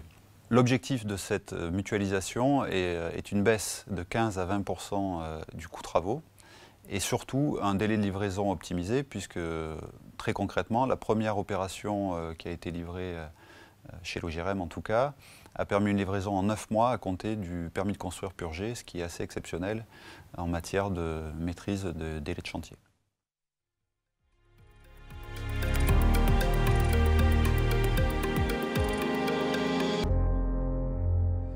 Bon, moi j'ai entendu 170 postes d'économie détectés dans un cas. Ça veut dire que finalement le gouvernement a peut-être raison, non, Yannick Borne? On peut faire des économies, on peut... Alors je pense d'abord que les organismes n'ont pas attendu la loi de finances 2018 ou la loi Elan pour réfléchir sur les modes constructifs et la façon de travailler. Juste pour resituer un peu les chiffres, parce que c'est un peu mon rôle ce matin.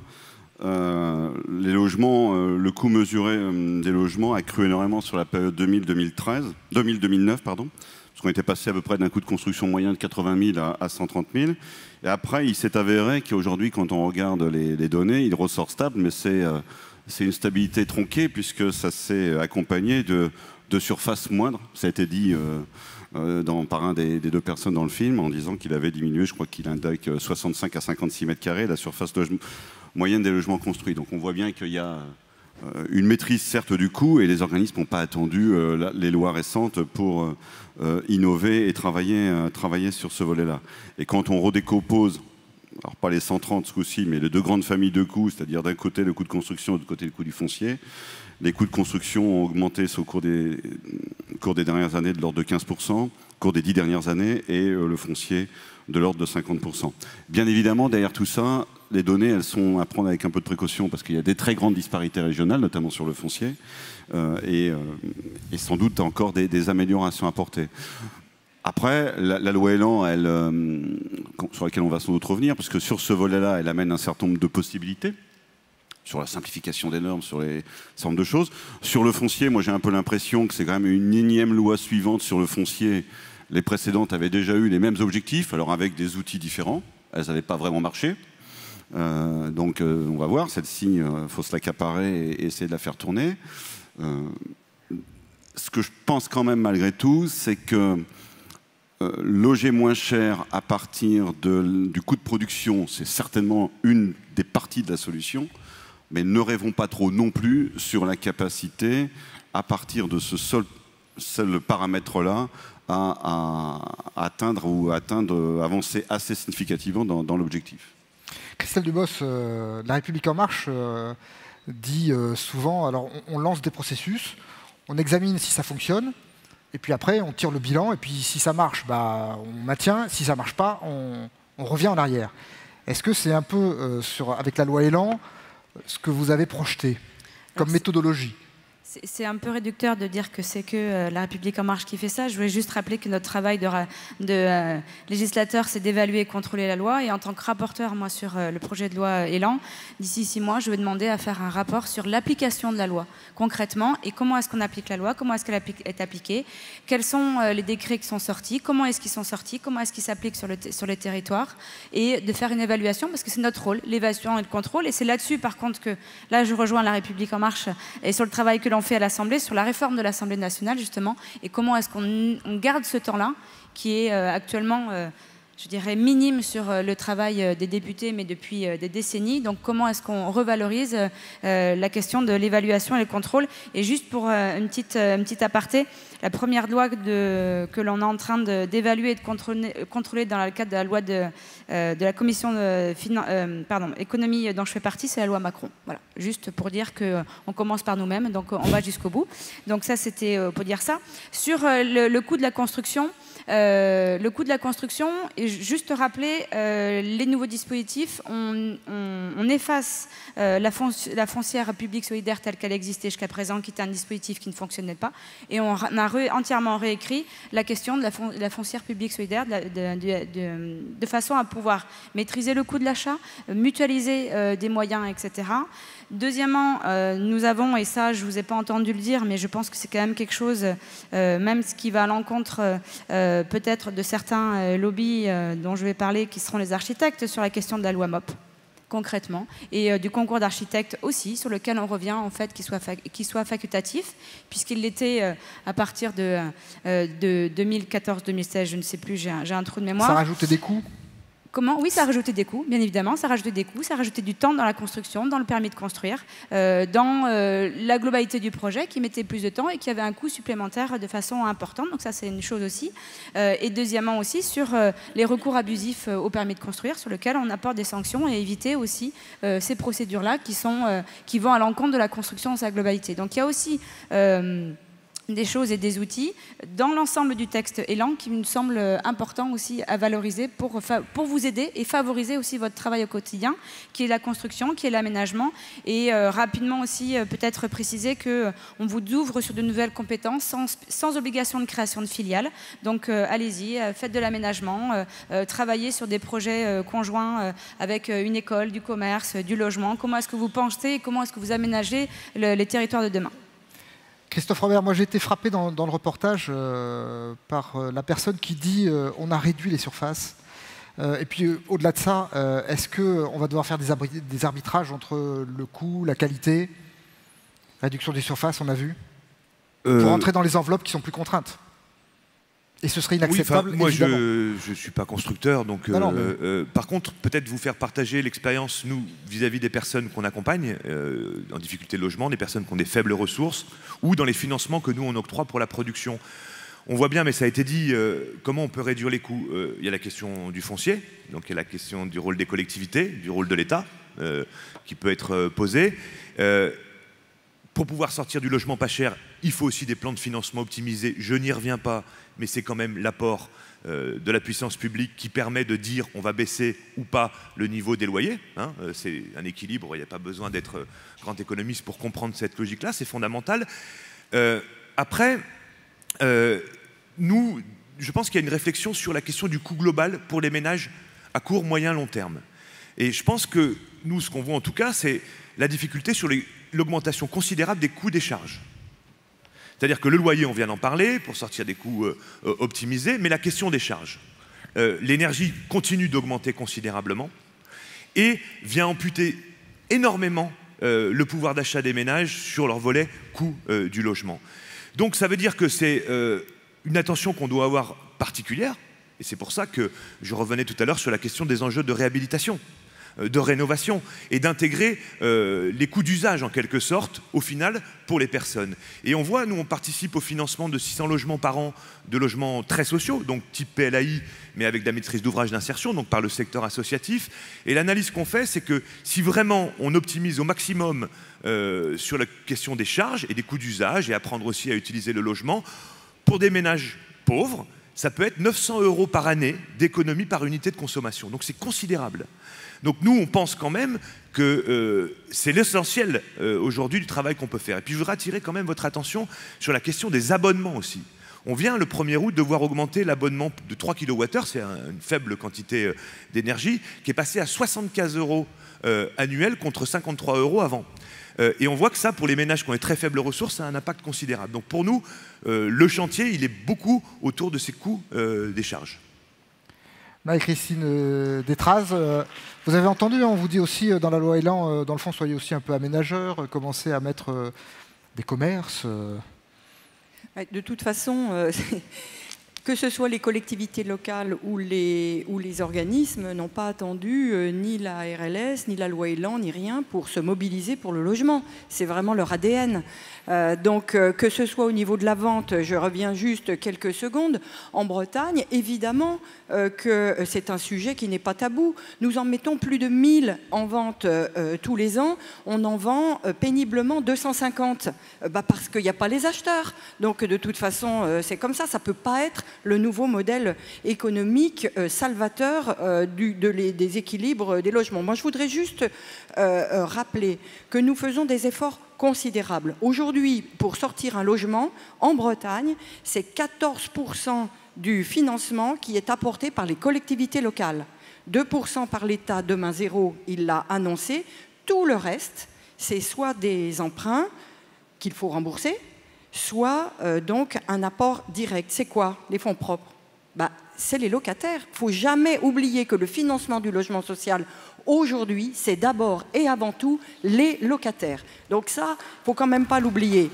Et quand on travaille sur la politique, quand on parle des loyers, du niveau des loyers, et qu'on parle de la paupérisation dans le cadre qui a été largement défini aujourd'hui, ça veut dire que quelque part, on demanderait au logement social, c'est-à-dire aux locataires, de faire la politique de solvabilisation des ménages les plus en difficulté. C'est-à-dire que les moins pauvres des pauvres devraient payer pour les pauvres. Il y a quelque chose dans le modèle qui ne marche pas. Donc, c'est là-dessus. Alors, qu'est-ce qu'on fait? Est-ce qu'on fait ce constat terrifiant, terrible, et on reste les bras ballants? Pas du tout. Nous sommes au travail. Là aussi, nous faisons des propositions. Il y en a de multiples. Je voudrais dire qu'il y a des politiques de portage foncier de longue date pour faire en sorte de diminuer les prix du logement, des politiques de subvention, y compris pour les aides à l'économie d'énergie, pour redonner du reste pour vivre pour les habitants. Nous actionnons tous ces leviers-là.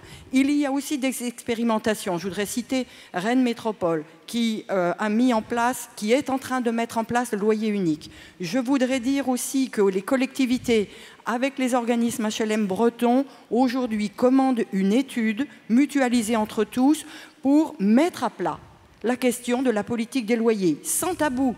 De quoi c'est composé? De quoi parle-t-on? Qu'est-ce qu'on peut faire? Quels sont tous les leviers mobilisables? Donc on y va. Et c'est compliqué, c'est difficile. Mais nous y allons. Simplement, et j'ai entendu que l'État ne se mêlait pas d'eux. Mais bien sûr que si, et heureusement. Quand il s'agit d'appliquer la loi SRU, la mixité sociale à droite et à gauche sur nos territoires, nous sommes extrêmement contrôlés. Donc, et c'est très bien. Donc nous, les collectivités, qu'est-ce que nous demandons? Pas moins d'État. plus d'État. Un État qui est garant de la cohésion sociale sur le territoire, qui est garant des politiques sociales, de l'équité territoriale, parce que c'est aussi de l'aménagement, mais de laisser, dans ce cadre-là, d'une politique régalienne, de laisser des marges de manœuvre locales, parce que de toute façon, elles sont très encadrées par le préfet, par le comité régional de l'habitat. Et là, il y a une puissance mobilisatrice de tous dont il faut pouvoir s'emparer. Je voudrais juste dire, je reviens quand même d'une loi Elan qui a oublié les EPCI, les intercommunalités qui font ce travail-là. Je voudrais juste dire qu'à travers le regroupement des organismes, nous sommes un petit peu interloqués. Pourquoi ? Sur un territoire, je peux citer mon cas, mais bien d'autres, sur un territoire, sur une intercommunalité, vous allez avoir plusieurs groupes. Les grands groupes nationaux, dont les ordres se trouveront au niveau national, les groupes plutôt locaux, des sacs de coordination, etc., qu'est-ce qu'ils ont à faire ? À établir leur politique patrimoniale, leur politique de loyer, leur politique de vente. Nous sommes en plein dans le sujet. Où sont les collectivités territoriales ? Moi, si demain, il y a un groupe national sur mon territoire qui décide en haut lieu d'une politique patrimoniale qui fait qu'il y aura beaucoup de ventes ou pas, ou politique des loyers, etc., comment l'intercommunalité qui finance les logements est consultée ? Il n'y a rien dans la loi Elan pour ça, donc nous sommes abasourdis.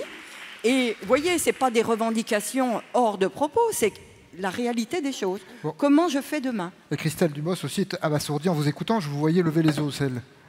Oui, parce que voilà, des choses qui m'interpellent parfois. La question de dire on ne vous a pas attendu, mais tant mieux que vous ne nous ayez pas attendu.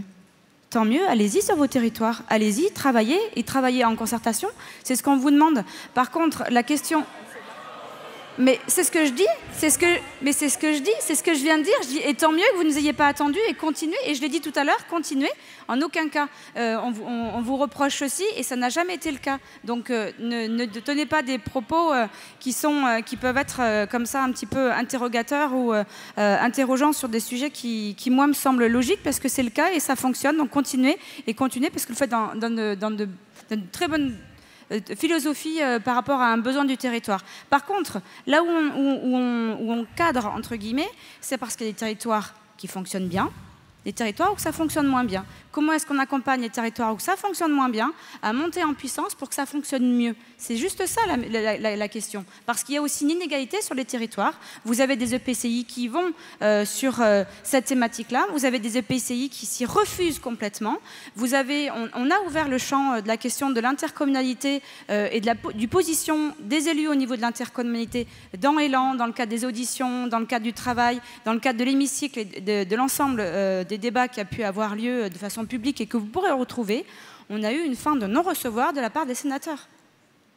On a eu une fin de non-recevoir en disant c'est uniquement les maires. Ça sera uniquement les maires. On ouvre l'expérimentation sur la question de la mixité. Et oui, en effet, la mixité, SRU fait de la mixité et elle la fait bien. On revient pas là-dessus. Sur la question de la mixité et de l'expérimentation qui, là, est laissée à l'échelle de l'EPCI.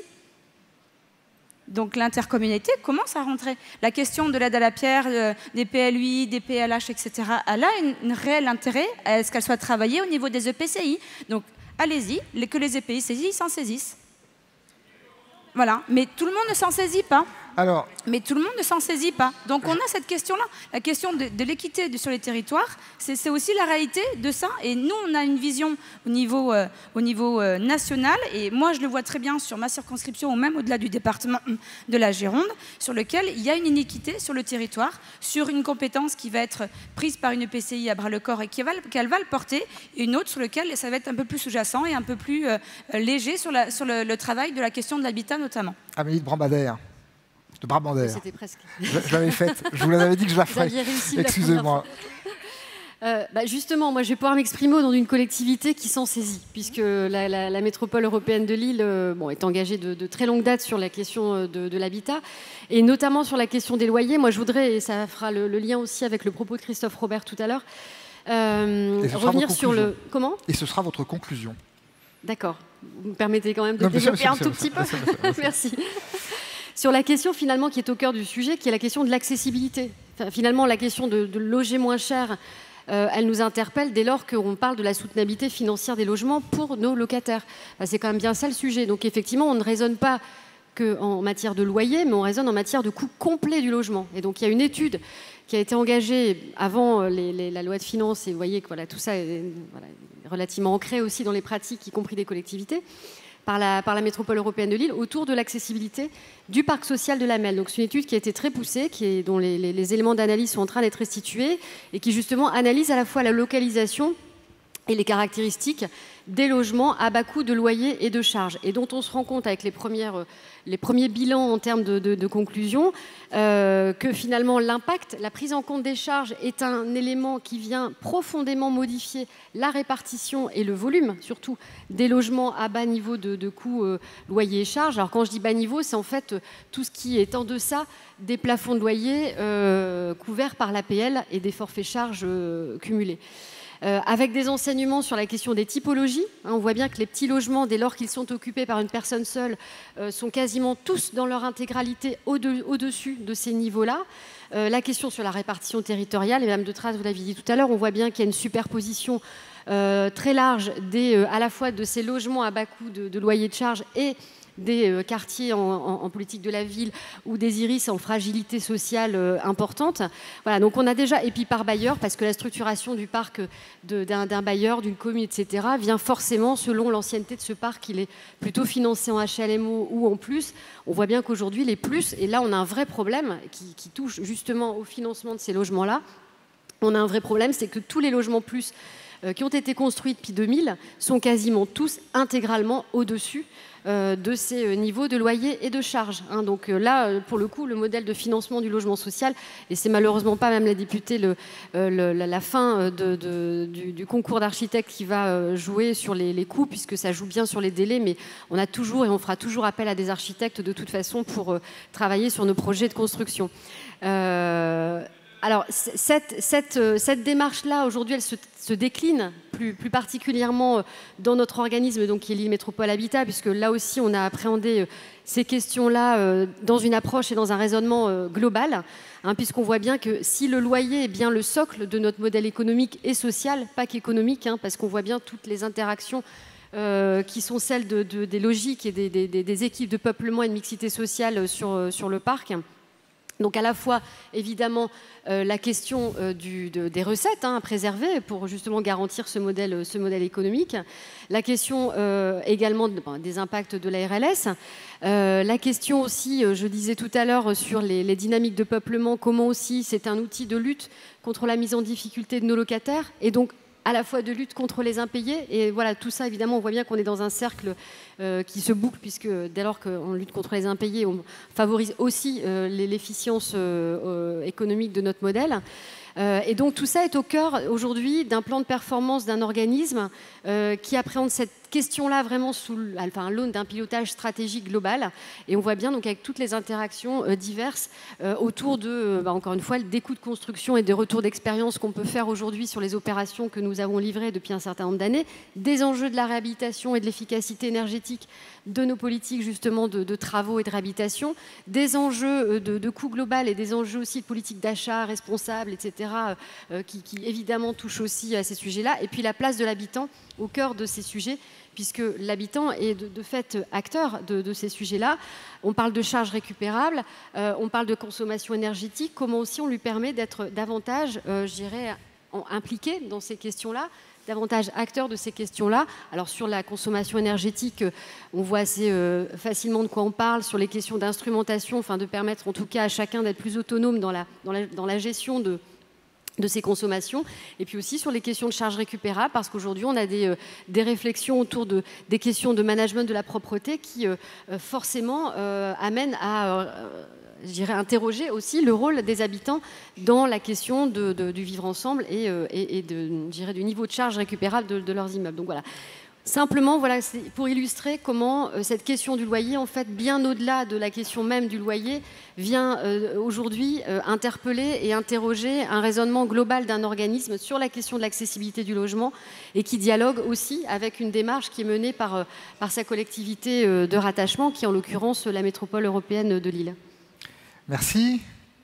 Alors Daniel Chabot, vous voulez prendre la parole, et puis Vincent Mahé derrière vous. Et puis on réagir sur 2 points. Le premier a été cité 2 fois, mais c'est passé relativement inaperçu. C'est la diminution de la taille moyenne des 3 pièces construites de 65 à 56 mètres carrés. Je l'avais relevé, oui. Dans le même temps, on a connu le même phénomène en accession à la propriété pour lutter contre, pour garder la solvabilité des acquéreurs dans le cadre de prix de vente qui ne cessait de monter. Il y a d'une part eu la baisse des taux qui a permis un meilleur financement, mais également nous avons réduit nos surfaces dans les mêmes proportions. Et ça, je parlais tout à l'heure d'un dialogue avec la nation, c'est une chose dont on n'a pas nécessairement à être fier, nous étant non seulement les constructeurs sociaux, mais je crois également la promotion privée. Est-ce qu'on n'est pas en train petit à petit d'appauvrir assez gravement la qualité du logement, mais à travers sa surface et sa composition. Et donc la qualité de vie, c'est très important. Et donc la qualité de vie, évidemment. Le deuxième point sur lequel je voulais revenir, c'était celui du concours d'architecture. Pourquoi ? Parce que l'Union sociale pour l'habitat et les maîtres d'ouvrage sociaux ont toujours été à la pointe du combat pour la qualité de l'architecture. Depuis les années 80, on s'était élevé contre une espèce de standardisation du petit balcon filant, de la façade couleur pierre, etc. On a été à la pointe de ce combat avec beaucoup de succès. Et je crois que la renaissance de l'architecture française dans les 30 ou 40 dernières années nous doit beaucoup. Dans le souci de compenser un petit peu le rude assaut financier dont nous faisions l'objet, le gouvernement a essayé de nous trouver petites choses qui pourraient nous donner comme ça, qui ne coûteraient rien. Alors on nous a parlé du maintien du taux du livret A pendant 2 ans. Comme tout le monde sait parfaitement qu'il est complètement exclu qu'il augmente, ça ne coûtait pas grand-chose.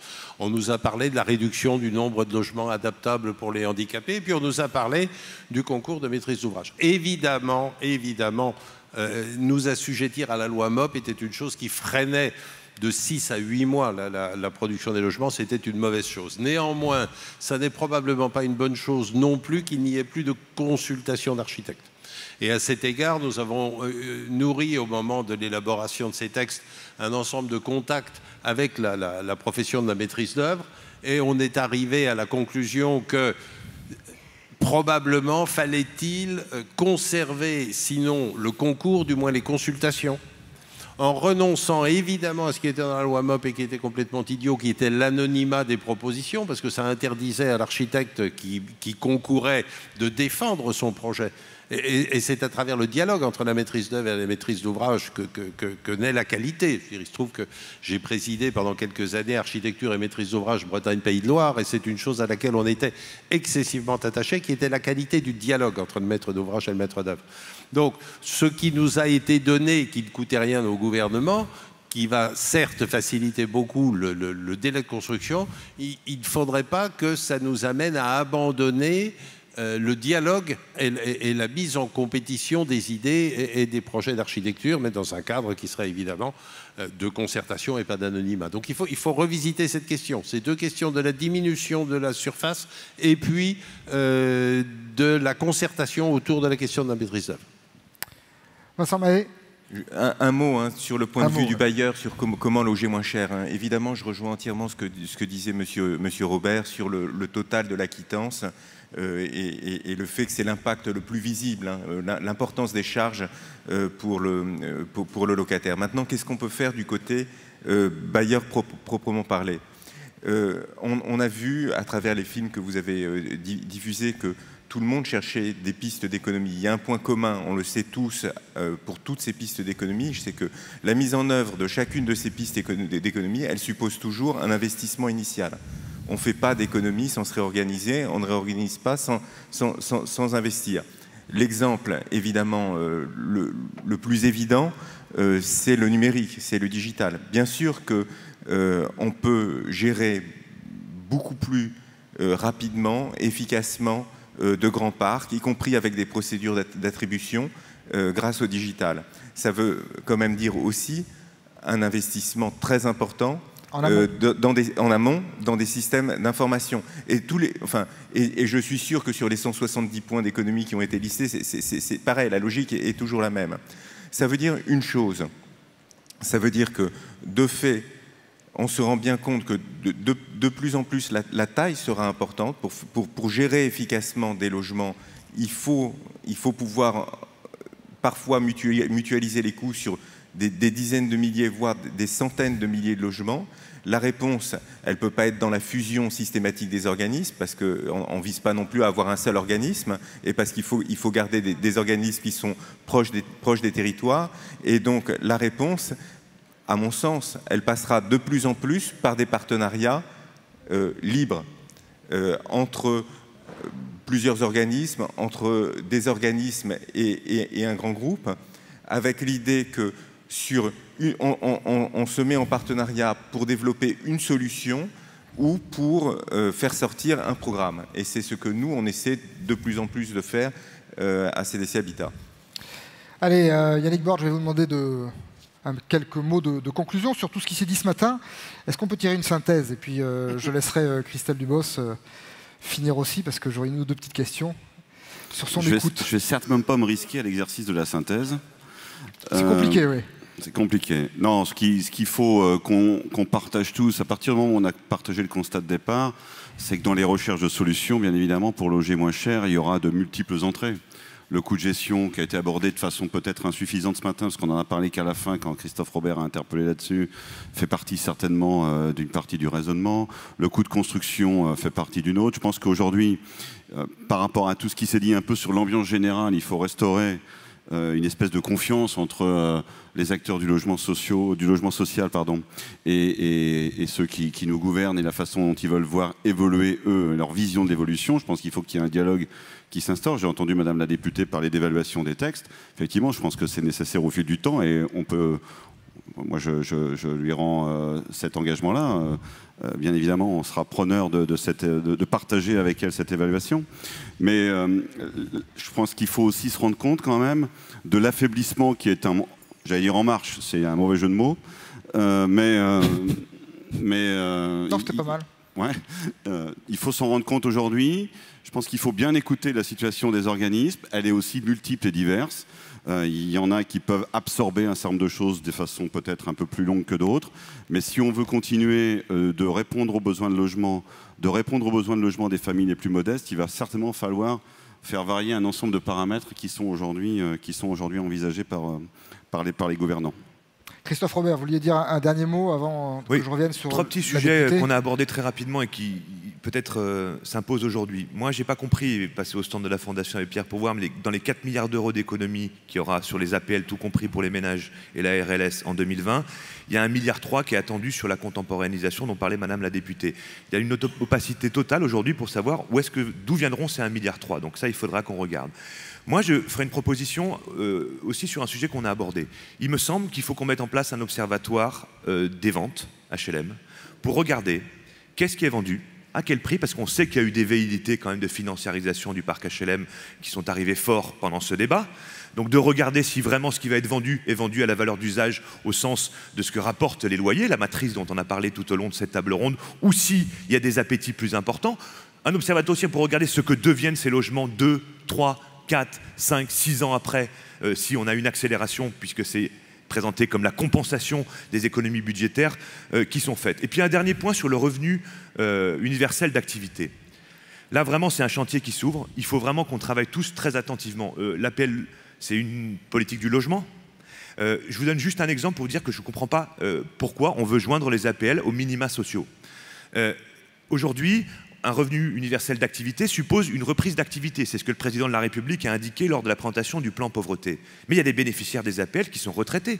Mais il y a des bénéficiaires des APL qui sont des étudiants. Et puis cette APL, elle est une APL qui relève d'un levier de la politique du logement. D'ailleurs, elle n'est pas la même selon les territoires. Alors évidemment, les découpages ne sont pas très satisfaisants aujourd'hui, mais quand même. Et puis ils évoluent. Si on est en dessous des plafonds de loyer pris en compte pour le calcul de l'APL, ils permettent de faire glisser, et c'est l'objet de notre table ronde, en fonction des ressources des ménages, d'augmenter, de baisser un petit peu l'APL pour la partie qui est en dessous des plafonds. Donc attention, attention, danger, c'est pas fait, mais j'ai déjà vu quand même des simulations. Il faudrait vérifier qui sera perdant, qui sera gagnant dans cette histoire-là. Et je pense en tout cas qu'on peut faire une proposition, en tout cas nous on la fera, de sortir les APL de cette volonté nécessaire de simplification, d'automaticité des minima sociaux, qui est une vraie évolution si on va dans ce sens-là. Mais sans les APL, vraiment sans les APL de grâce. Christelle Dubos. Allez, Est-ce que vous avez entendu, alors je sais que l'an dernier, le débat avait été assez musclé, notamment pour Julien de Normandie. Est-ce que vous avez entendu tout ce qui remonte de ceux qui sont au cœur, évidemment, de la question? Est-ce que vous entendez tout ça? Est-ce que vous comprenez? Est-ce que vous arrivez, vous, à faire passer le message? On parle toujours de technocrates, c'est un mot que j'aime pas forcément, mais à ces gens qui décident de la politique économique de la France. Alors oui, bien évidemment, j'ai entendu, et ça fait plus d'un an qu'on entend et qu'on travaille ensemble. Donc la question de dire est-ce qu'on entend ou est-ce qu'on écoute, je ne peux pas dire qu'on... Enfin, voilà, l'écoute, elle est là. J'entends par contre la question de dire parfois c'est pas suivi des faits. Non, parce qu'il y a des arbitrages aussi politiques qui font qu'on ne peut pas aller dans le même sens que tout le monde aussi. Et voilà, on est sur ce constat-là. Juste, moi je voulais revenir sur deux choses. La question des architectes, c'est quand même, enfin moi ça m'interpelle la position de monsieur sur de dire on l'a pas demandé. Enfin au niveau des auditions, au niveau national, au niveau de la conférence de consensus, de tout le travail qui a été fait en amont avec tous les directeurs, tous les représentants, l'ensemble des organismes HLM, ça a été un sujet majeur. Enlevez-nous la question de la loi MOP. On l'enlève et encore, maintenant, il va falloir qu'on justifie de pourquoi on l'a enlevé. Ça, c'est une première interrogation, mais je pense qu'il y a encore d'autres interrogations qui vont... Parce qu'en fait, il faut rendre public vos débats, comme ça, tout le monde verra ce qui est dit. Mais les débats sont publics. Tous les débats de commission et dans l'hémicycle sont publics. Allez-y, allez les regarder. Et dès lors, vous avez également tous les comptes rendus écrits. Vous avez mon rapport et de l'ensemble de mes auditions qui fait 800 pages. Je vous invite à aller le lire. Vous avez tout le texte de loi et toute la CMP qui prend l'ensemble des concertations des uns et des autres. Allez-y, lisez, vous verrez le positionnement des uns et des autres. Nous l'avons demandé. Nous l'avons demandé. Oui, mais... Nous l'avons eu. Je dis simplement que de nouvelles formes doivent être trouvées. La forme précédente était désastreuse, donc nous avons demandé sa suppression. Vous avez bien voulu nous l'accorder, ce dont nous vous remercions. Néanmoins, il faut que le dialogue avec les architectes soit maintenu. Le dialogue avec les architectes est maintenu, puisqu'on est plutôt sur de la conception-réalisation. Est-ce que vous faisiez déjà et des choses qui fonctionnent tout à fait bien. Donc après, la légitimité, votre légitimité sur vos territoires est laissée. Est-ce que c'est à l'État d'imposer le fonctionnement? Non. À vous, en tant qu'organisme, de travailler en fonction de dire, moi, sur ce projet-là, je vais plutôt le travailler comme ceci. Sur ce projet, je vais plutôt le travailler comme ceci. Donc on est là-dessus sur une entière ouverture et un champ de manœuvre qui vous est laissé. Donc voilà, ça c'est la deuxième chose. Après, concrètement, c'est ce qui a été dit hier après-midi sur la table ronde, de dire aussi la loi est là maintenant, donc on est contraint, on va l'appliquer parce que c'est le rôle de chaque citoyen d'appliquer, de se mettre en conformité avec la loi. Il y a deux sujets qui sont à mon avis intéressants. C'est comment est-ce que vous pouvez vous saisir des outils qui ont été travaillés avec vous et en concertation avec vous? Comment est-ce que vous pouvez en effet travailler sur la mutualisation, sur des compétences qui peuvent être transversales et de façon à avoir un regard? Et là, je reviens sur le regard au niveau d'une interco, au niveau de regroupement par rapport à tel et tel projet en fonction de ce que vous voulez, vous, et pour le fait que le territoire s'en sorte enrichi. Juste cette question-là. Et puis après, la deuxième, c'est comment est-ce que vous pouvez continuer à travailler avec nous sur le cadre du PLF. Juste sur la PL accession, ça a été un débat que nous avons eu. Nous avons poussé au maximum de ce qu'on a pu, nous, en tant que législateurs, sur le fait que la PL accession devait être maintenue. On va continuer. On continuera, c'est notre travail aussi d'alerter. Et quand on dit on écoute, on entend, oui on écoute et on entend, oui on fait remonter, oui on dépose des amendements, donc parfois ça passe, parfois ça passe pas. C'est aussi le jeu, je dirais ma pauvre Lucette. Mais c'est ça, c'est cette question-là. Donc oui on est dans l'écoute, oui on est dans la concertation. Et juste aussi rappeler également un point qui me semble primordial et on n'a absolument pas parlé, mais on ne va pas rouvrir le débat là, c'est la question de la copropriété dégradée, sur lequel, dans le projet de loi Élan, et notamment également en lien avec les marchands de sommeil, il y a quand même de très beaux outils et on va très loin sur ces deux thématiques-là qu'il faut entièrement éradiquer de notre système de logement en France. Et je vois que Yannick Borde acquiesce Donc voilà, et que de toute façon, vous allez vous retrouver dans pas longtemps.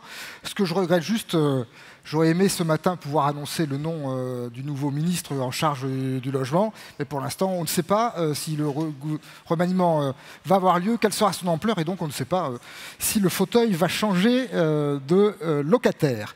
Merci pour ce débat à vous tous. Alors, on va enchaîner avec un autre sujet d'actualité de société qui est aussi vraiment du moment, c'est l'égalité femmes-hommes, avec une initiative dans ce domaine du mouvement HLM. Restez ici, vous allez voir, c'est très intéressant.